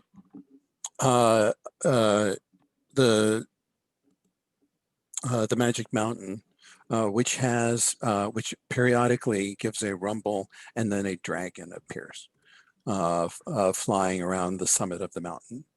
And it's the way that they have it built with the sort of artificial perspective there makes it seem like the dragon's, absolutely enormous, and it's, and about a quarter mile away on the mountain, this huge thing, and it roars and belches out of flame, and the whole area rumbles underneath your feet. God, that's impressive. I don't even know if Disney has anything like that. That's a challenge, Disney, because I know you're watching. The detail I want to add to that is like next to the mountain, or at least on the mountain, is the Wizard's Tower, which I forget if I mentioned, but Ophelia just mentioned like that's where Alexander Payton is being kept, at the top of the Wizard's Tower. It's kind of like the iconic summit on this Magic Mountain that people see when they come near Wizard World. And last but not the least, our last is no longer the last. Una, what catches your eye? You said you wouldn't make the joke, and you're still making it. Last time. You're making a joke about not making the joke. Yeah, exactly. It's a different layer altogether. I think in the forests of Arcadia, on the top of the hour, there comes this kind of magical fog, forcing itself against the wind, because they have magnificent fog machines here, obviously. And in the kind of soupy distance, we can see what the customers here, the guests here, I guess we call them, are, would take for ghosts. There's like ghostly figures drifting through the woods in the fog. Very spooky.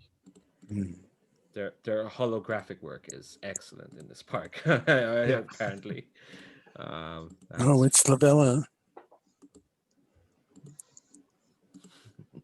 Says Hope, referring to someone that you have never heard of. I'll give you some details of like where to start. So the person that went missing in Arcadia, and Ophelia, who's come with you, we'll kind of like just start talking it out. And she has like a picture of this. This is the college student, or at least the recently graduated from college. Her name is Mary Fitzroy. And she disappeared around this ride called the Dark Ghost. And I think as you kind of like walking, you can see that like you're coming up this like, I guess I should ask Cameron, like what's like what's the show building of the Dark Ghost?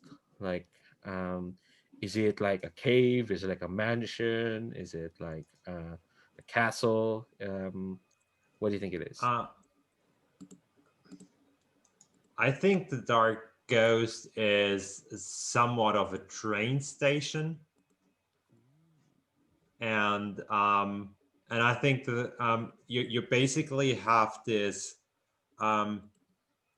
this it looks like train cars that you're sitting in, and then you start riding it like a normal train ride, and a ghost appears, and then all of the sudden, like the tracks get like super crazy and do all these curves and twists and loops and stuff like that, just to avoid getting hit by the ghost, and that's the whole theme. God, yeah, I imagine like the train station is kind of like, God, sorry, I'm imagining this ride now. And there's like there's a lot of fog here, and this is maybe like this ride is next to the transition from Arcadia to one of the other lands, probably to the boardwalk. Um, and I think like Ophelia will kind of like stop at the entrance and will say like, I suppose y'all want to ride this. Duh.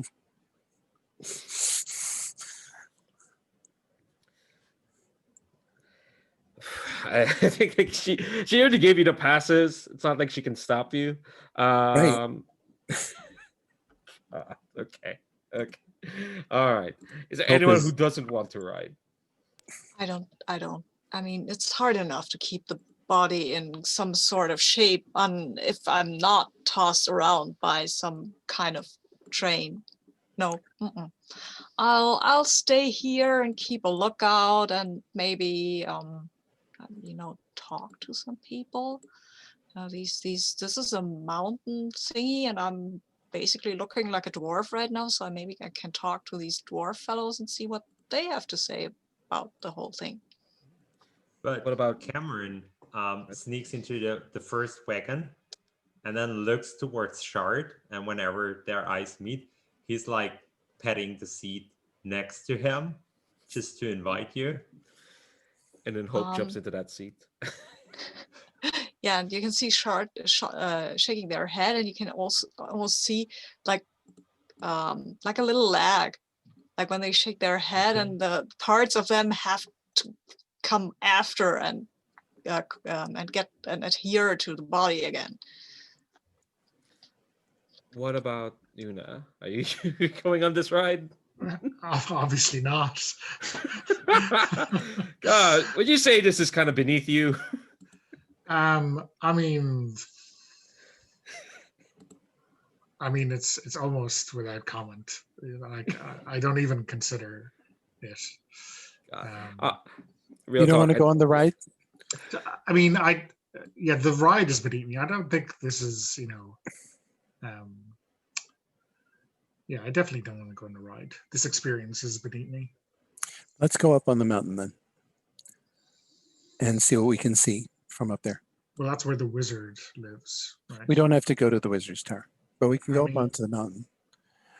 Maybe able to see something up there that's not apparent. Probably hardly anyone goes up there.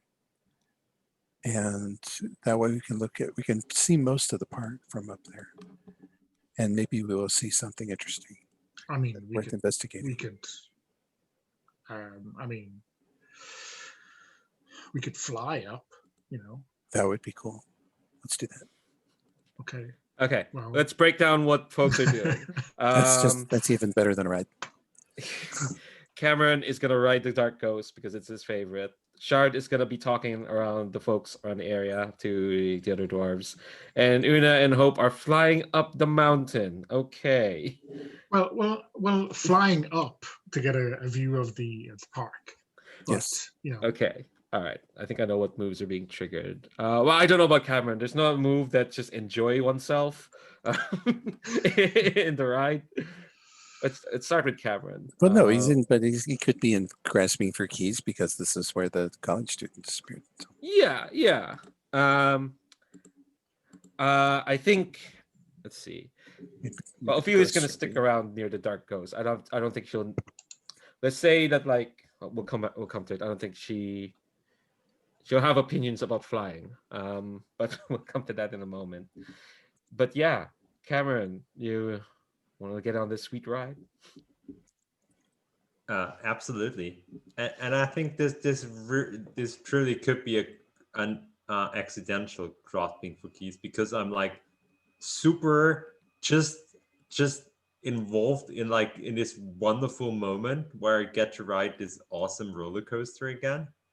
By the way, it's still the only one that actually I could actually fit in.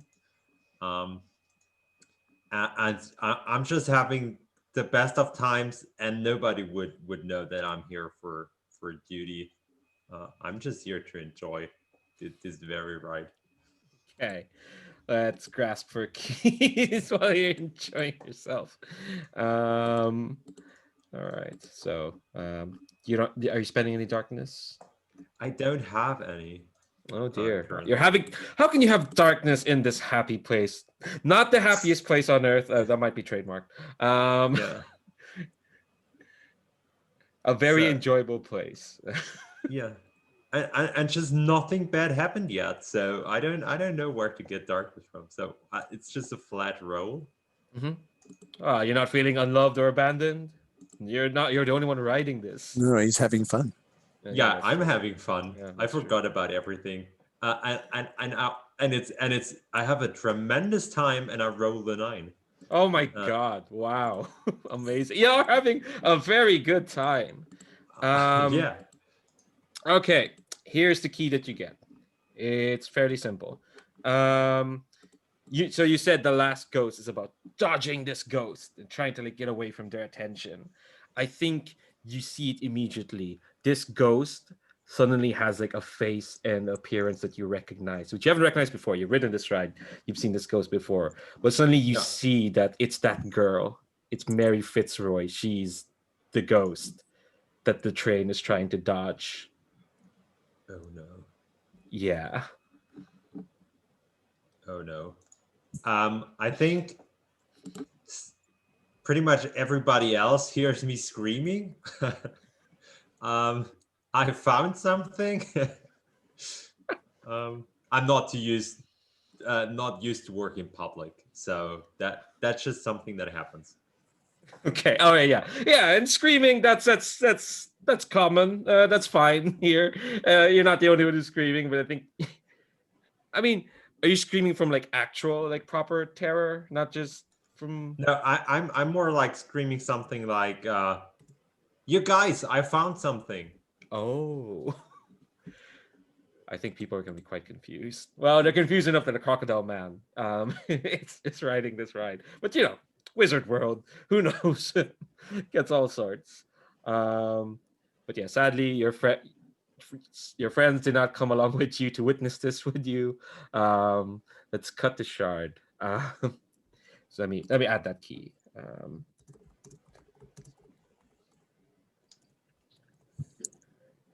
Cool. Shard, so you're mingling with your co-workers. Well, I have an idea. Mhm, It might be a good one. Who knows? mhm. Because I will not just mingle with these dwarfs. No, I will pretend to be a barber, like a beard hairdresser. And when I run my fingers through these beards, I can make them lush. I have the powers of body and flesh manipulation. That's body manipulation. So just to make friends, and then I'll just ask around for that mention that I've first I try to get a vibe of the place, like what's going on, what's the most unusual thing you've seen here, this is such a great place, what's the strangest thing you've heard, stuff like that. Basically getting a bit of the lay of the land here, and also making funny beard braids and stuff like that, because I think Shard enjoys that. Maybe we'll see if they enjoy that. Because I only have one darkness token, so I think I will just roll. Do I dare roll flat? Yes, I dare. I mean, come on. Y'all Yeah, roll it's a quite 5. well. Oh, It's a 5. I don't Oh. roll that well. It doesn't matter. I get an XP. no, I don't? No. Okay. no, not in this version of the game because Oh, damn. Okay, okay. yeah, Fair enough. Jamie still plays testing multiple versions, and we agreed. I think I Okay. said this one it doesn't get Okay. XP on a miss, Okay. Fair enough. sadly. That's fine. Okay. Again, you rarely miss anyway, so it'll be fine. You get enough XP as it is. Okay, so on a 79, you find more than you were ready for. You may choose to mark Doom to gain a key of the apocalypse. When doing so, the keeper will reveal how you may become a harbinger of the totally. apocalypse. I will Oh, totally mark Doom. Okay. I mean, this is amazing. I get to mark something, which I Yeah, you get to not mark XP, that. but it's almost as good.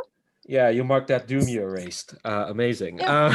See, fine. I think you mingle with the dwarves, and I think so. You say you're running your hair against your beard to like change it, and I think when you're talking to the dwarves, when you're doing that, you notice there's a weird mirroring effect, as if like their beards are reflecting your change. And the general vibe again is like, oh, Wizarding World. That's a different theme park. Oh, Christ. Wizard World treats its workers very well. They're all quite happy. Well, actually, they don't say that because they're in character. So they just talk to you as if you're one of them, and you'll notice that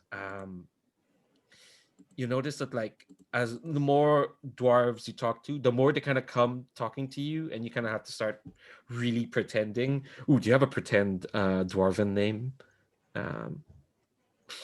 Pretend dwarven name. Oh my gosh, I don't. Oh wait, I think a shard might actually have read the Lord of the Rings at one point, so he might go with Baldur. Baldur? No, that's the wrong. Bombur.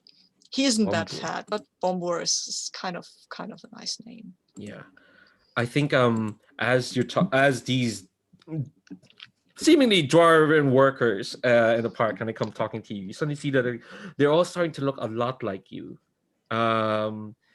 And but they still have different names. They call you Bombur, and they've got other names like the first name that came to mind is Glimly. That's not great. And Oin, Gloin, Doin. Doin. For Yeah, Doin, yeah, those are actually Gloin for is sure. those are all Tolkien names. Those are all the 13 dwarves from The Hobbit. There Yeah. had to be 13. Yeah, and I think Shard, you do recognize that like the way they're turning like you is not almost, it's exactly how you change shape. You'll notice that as well, that these dorm co-workers, and suddenly you see that like when they're coming to talk to you, they're kind of shepherding you away from Arcadia. They're trying to like direct you away from here. And I think so the key is that there are people working here who can change shape like you. In fact, almost like literally every dwarven like worker you talk to is starting to look like you. Okay. But they never talk about working here. They're very in character. Okay, but they can do. Do I have the feeling that they do this on purpose, or is that more like something instinctual almost? It's kind of instinctual. It feels like, I'll give you this since, well, you rolled a miss, but I'll give you this since it's part of telling you how you become a harbinger of the apocalypse. It's instinct. It's like a defense mechanism, almost. It's reflexive. Okay. It's kind of like how if something smashes against you, you kind of turn like into putty or you harden. That kind of reflexive. It's kind of like that, but on a more simultaneously, Subconscious. on a subconscious, on a Okay. more Okay. yeah. but they are shepherding you away from Arcadia. Is kind of like what's happening. It's almost kind of saying, "Oh, we need to talk to the folks at the boardwalk," that I sort of will thing. go with them and sing their song. Wait, what? Yeah. What's happening there? Okay. So that's what's happened with Shard at the moment. You know, you want to fly. You want to take Hope up and fly up, apparently. Yeah, so I guess not vanilla flying, turning into a griffin flying, because then Ooh, Hope can sit on my back. That'll be awesome. this is Cool. the best. Hell yeah. So I guess, we're going up there to, investigate, right? But I think We grasping are. keys is for later. Yes. Does this count as reaching for the light, maybe? Is this something Ooh, that gives joy to Hope? It's, yes, you yes. can do I'll it. count it as that. Yeah, reach out for the light with Hope. Because, like, I was going to ask either way since Hope was, like, trying to reach to you, but it sounds like you're reaching back. So go ahead. Okay. Yeah, and maybe it's not Una's intent, right, to do that, but the look in her eyes when I mentioned flying instead of just climbing the mountain means that maybe I give the flying a little bit more flourish than I would, a little bit of zoom zoom. So I'll spend 2 darkness on this.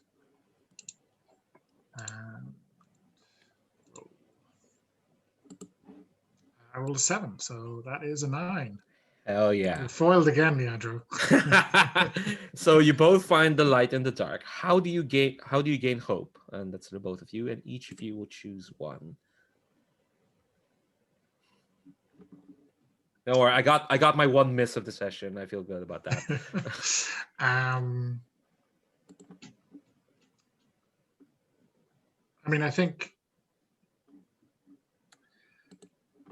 Una is gaining hope because hope, capital H hope, is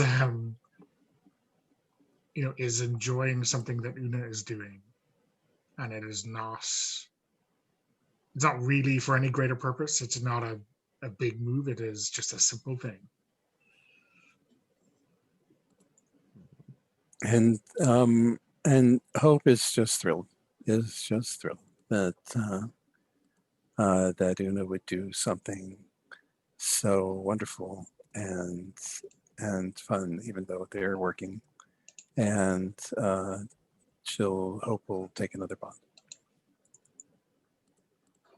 Oh, what did you pick from that list? Both of you picked one. I picked a bond. Okay, yeah, I think I will just take XP. This is Oh yeah. maybe Hope's behavior isn't surprising, but Una is surprising themselves. Yes. Hell yeah. Okay, so I think I was gonna. So Yeah, there's no trouble in getting up there. I think. So once they're up there and they've and and it's been fun. So Hope is going to Hope is going to hold on just enough to stay with Una, and she's going to she's going to peer into the dimensional space around in order to try and understand what has happened here. So she's gonna grasp for keys. Hell yeah. Since she's familiar with dimensionality, she can look at it and make some sense, maybe, out of it. To try to understand how it is that these people could have disappeared. What's disappearing them? Is it linked to something else? Are they linked to each other? There's all these bright lines, and maybe some of them tie together. And I'll spend 2.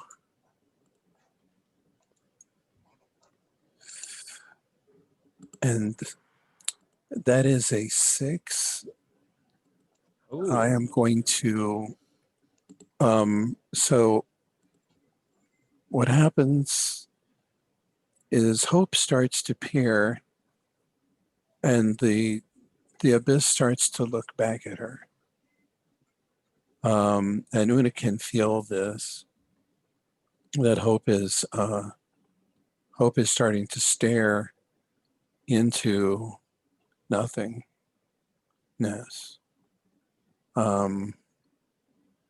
Humphrey bites Hope on the hand to try to bring her back, and it doesn't quite do it. Does Una do anything? So, so you said, Leandro, in terms of rules, right? I can burn This a is- bond this is- to. I can. I'll burn the bond. This is just you're enabling me to do it. Oh yeah.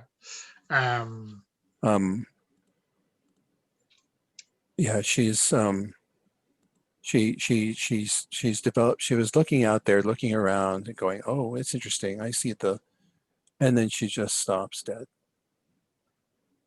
Yeah. So I think, obviously, as a griffin, my ability to manipulate things is a little bit hampered. But I think you you feel Una's wings, come up to like wrap themselves around you, and the soft featheriness, I don't know, feels like home or something like this. It feels real. It Yeah. feels solid, and hope hope solidifies again. And takes a deep shuddering breath, and that pushes it up into an 8. Hell yeah. So on an 8, Thank you.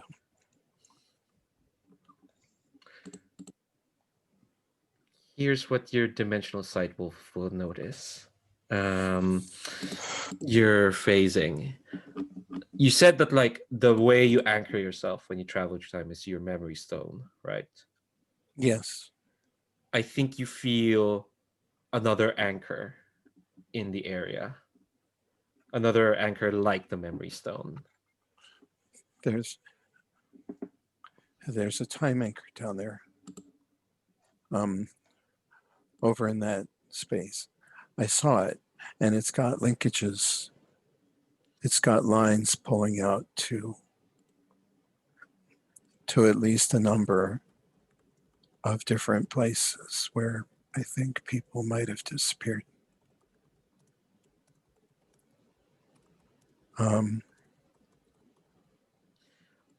Say- sorry, she's holding on. She's holding on with both hands snug to Una's feathery back as she says this. Because she's just holding on for dear life.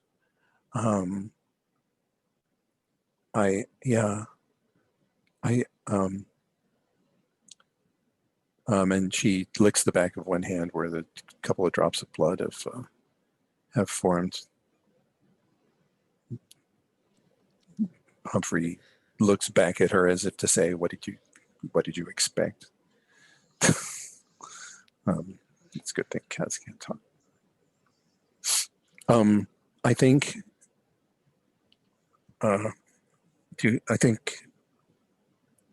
someone's been playing with time, working with time, moving.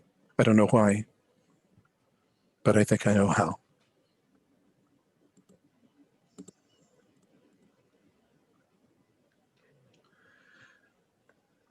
Can I ask? Oh, go ahead, Duna. No, I was just about to wonder out loud if moving through Hell's or Heaven's Gate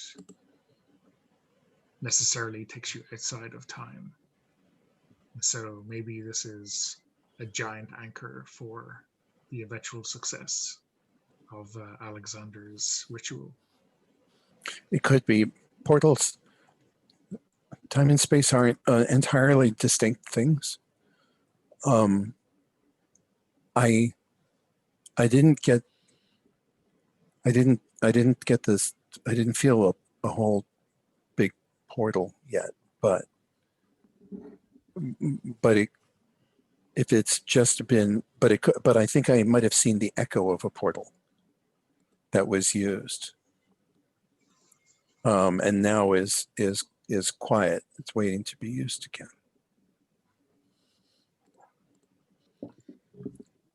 Can I Do ask? you think he's going to heaven or hell? And that's all Hope says. I want to hear Una's respond to that before I ask my question. Sure. Storming heaven is on Alexander Payton's mind. But why?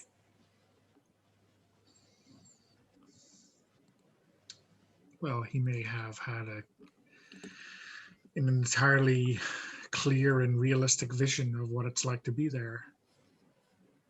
But that's only good if you belong there, right? Indeed.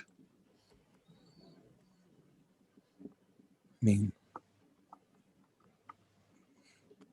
like,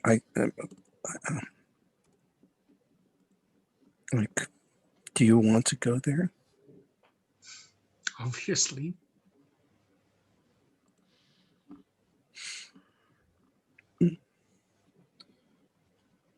You don't need him for that, says Hope meaningfully.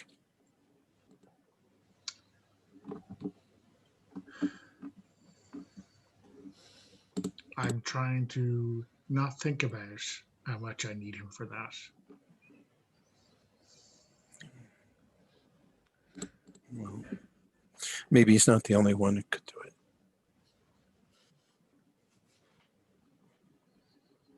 But the question is it a good idea? It is such a bad idea.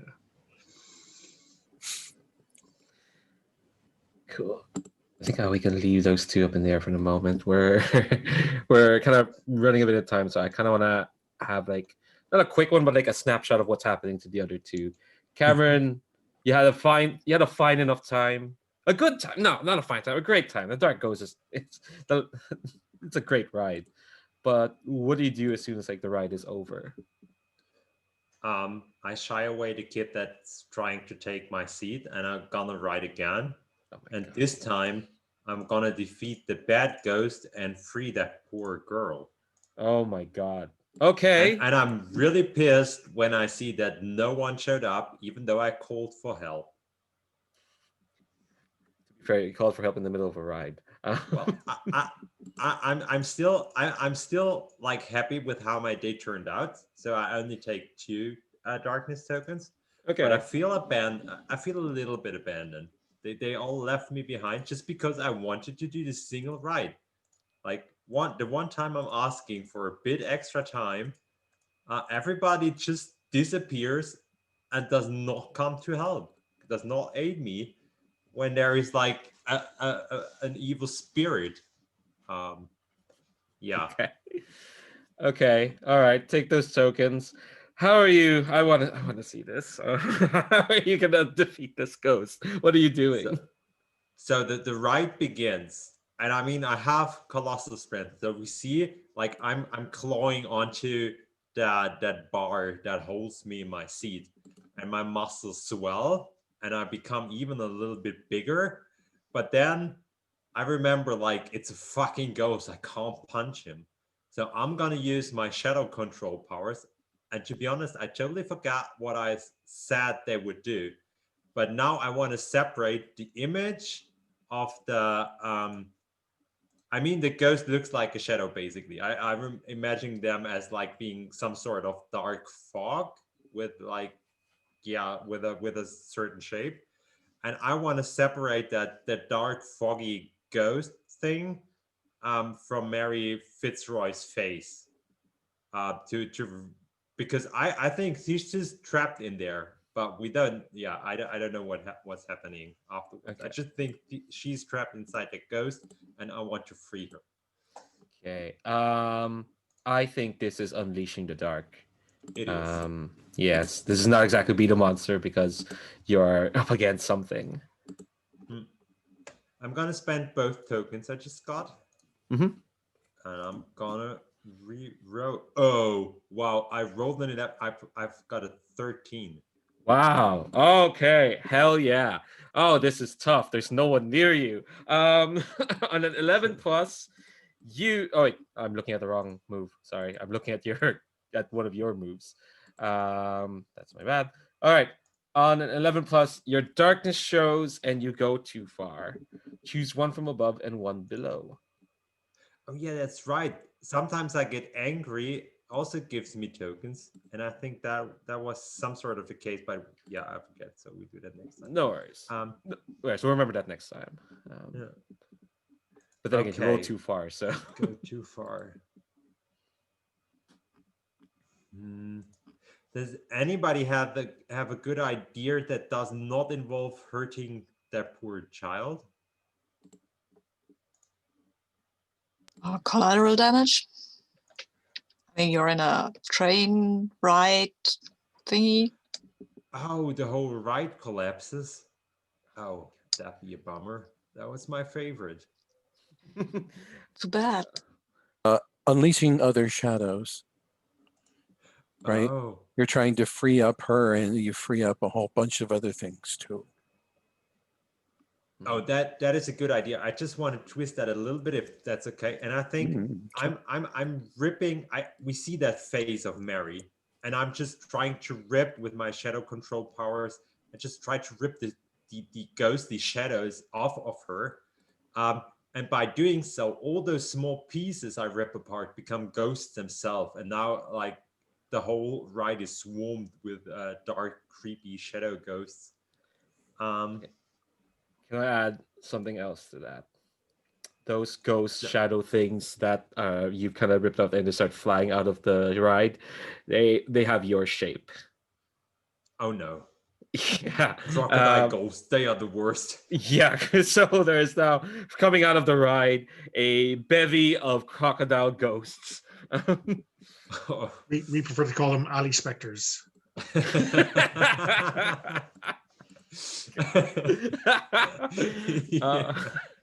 uh, yeah, so yeah, on 11 plus, yeah, your darkness shows you go too far. One from above and one from below. It's in the basic moves.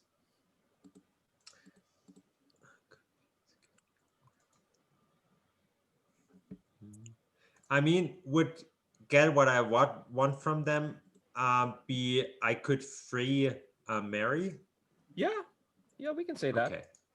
Yeah. So I want to I take. think when you kind of like you jump at the ghost and you kind of like rip through them, and when you kind of come out, you're holding this unconscious girl in your arms. That could be it, or maybe like, yeah. Well, we'll say she's in your arms.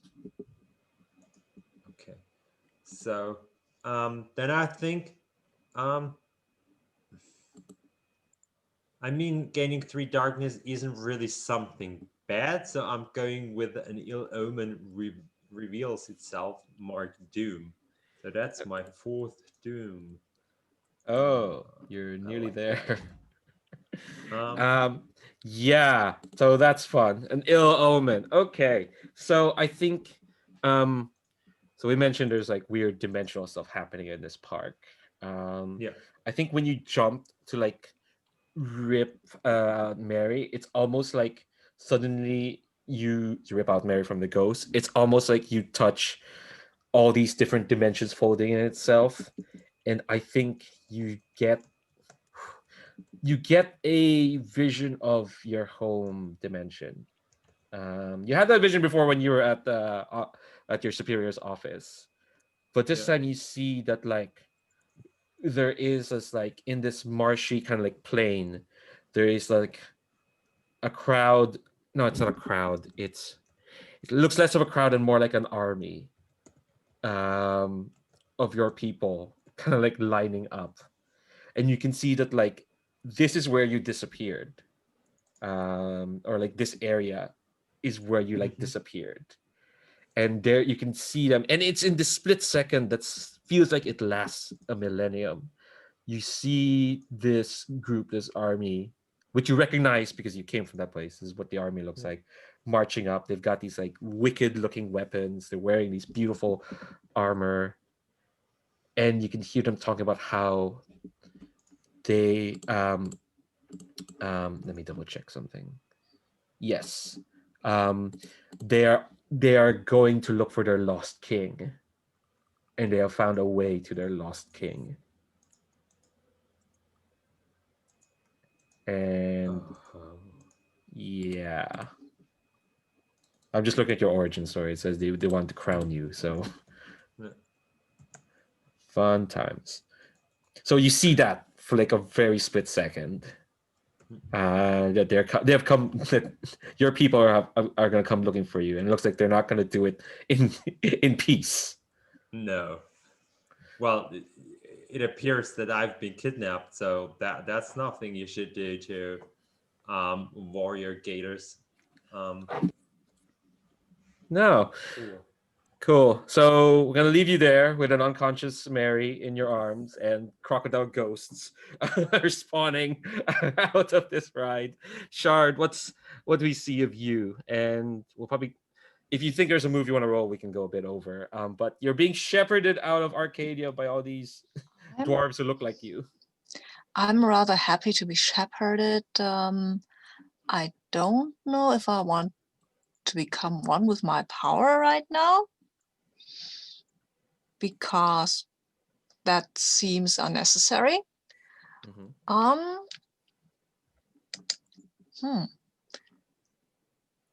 I could try to talk to Surtur, but that seems too early, I guess. What I could, I'm looking at the basic moves here now. Mm-hmm. I could, is there something? Reach for the light is not what I need to do. Grasping keys. No, I've already done that. Unleash the dark is probably not. No, right now I'm just going with them and see where that takes me, because right now I don't think I'm in danger or anything. This seems fine, and they are becoming ever more perfect. This is lovely. Probably. Yeah, I So, think. Okay, tell me, which land are they taking you? oh yes, now I have to check out.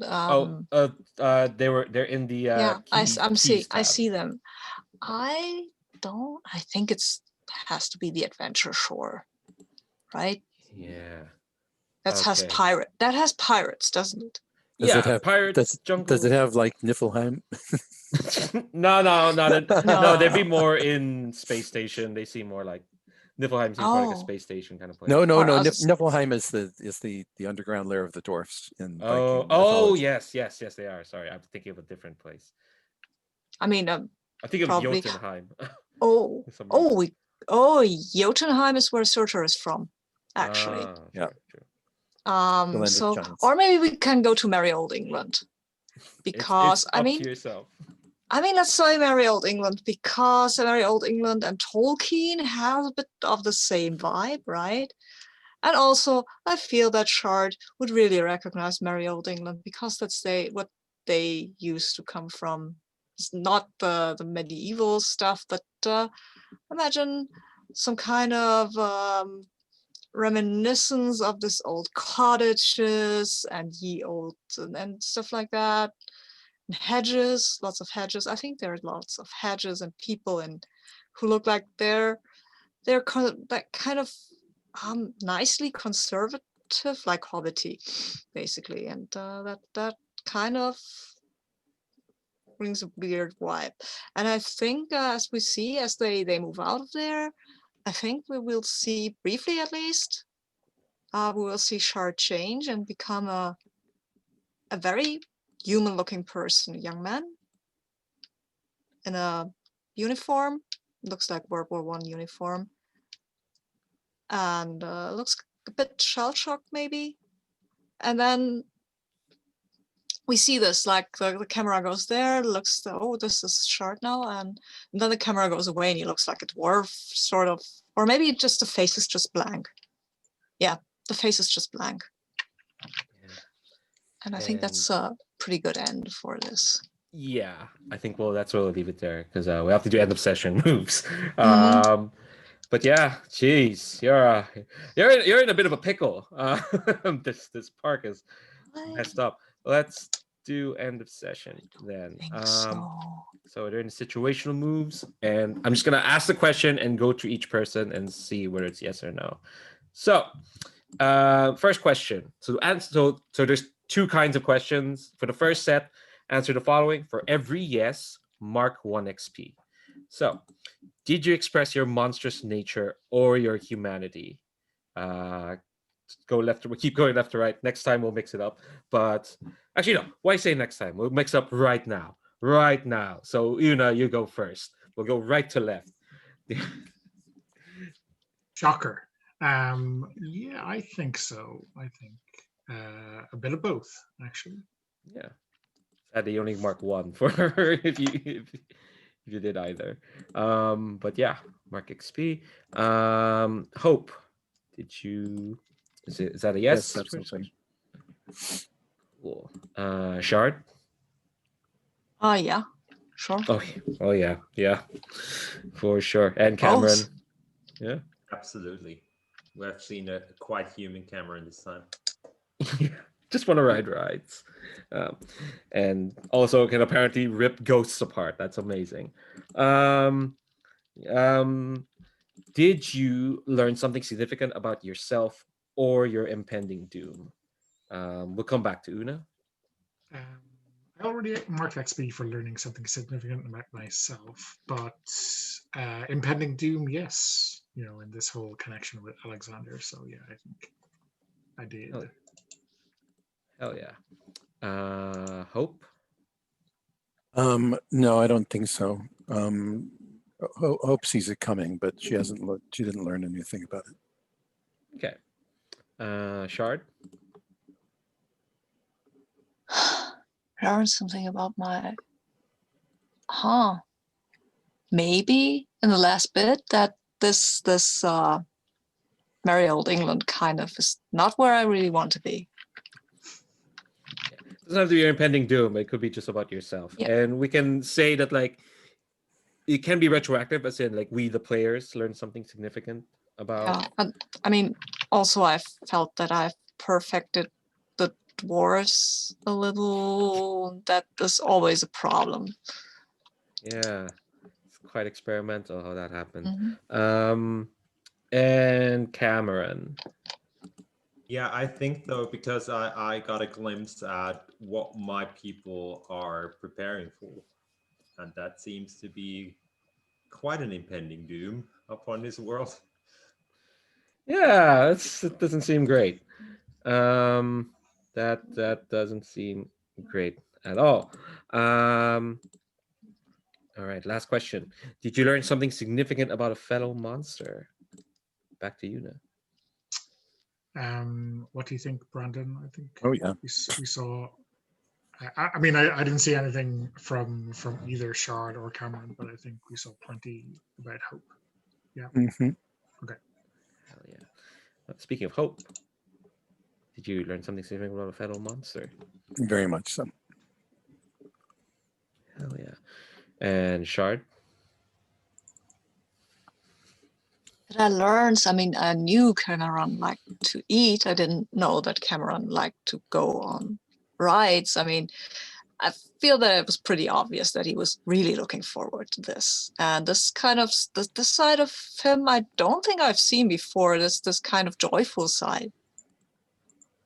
And he can wag with his tail, and it means that he's happy. And I learned that. That is something I've learned. Yeah, true. Gosh. Speaking of Cameron, absolutely. I even got XP for it. Mm-hmm. Hell yeah. Cool. So the next set of questions, you answer the following. For every no, You may choose to mark doom, so you don't have to, but if you answer no, you can. So go back right to left. Did you uncover at least one key of the apocalypse or attempt to open Doom's door? I think Una, you didn't get a key. Did not get a key. Okay, so you can choose to mark Doom if you want to. Doom is kind of like corruption in Yeah. Revelation, right? I'm just wondering if it's significant that they didn't. I don't know. Doesn't seem like it, but Yeah, Well, we kind of they- learned enough about them. yeah. Everyone else got a key, so you can't mark Doom. Sadly. Did you completely deny what the darkness demands of you? Back to Una. You I did not completely deny what the darkness demands. I'm gonna mark Doom for that.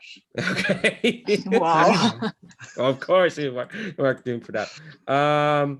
What about Hope? I did. Hope fought it off with both hands.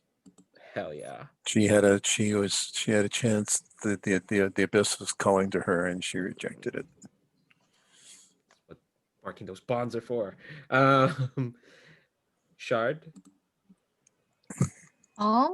Yeah, I mean, I did not really fight off what the dark demands of me. I tried to make the doors more perfect, but I think this is still an ongoing situation. So I will hold off on the marking of doom. I did the other two, so.